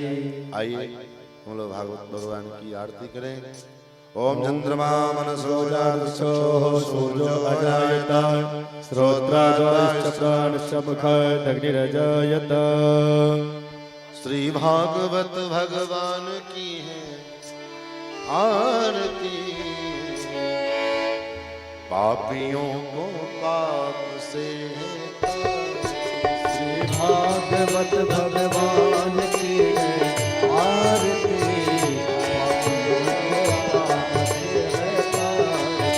श्री भागवत भगवान की है आरती पापियों को पाप से है तारती। श्री भागवत भगवान की आरती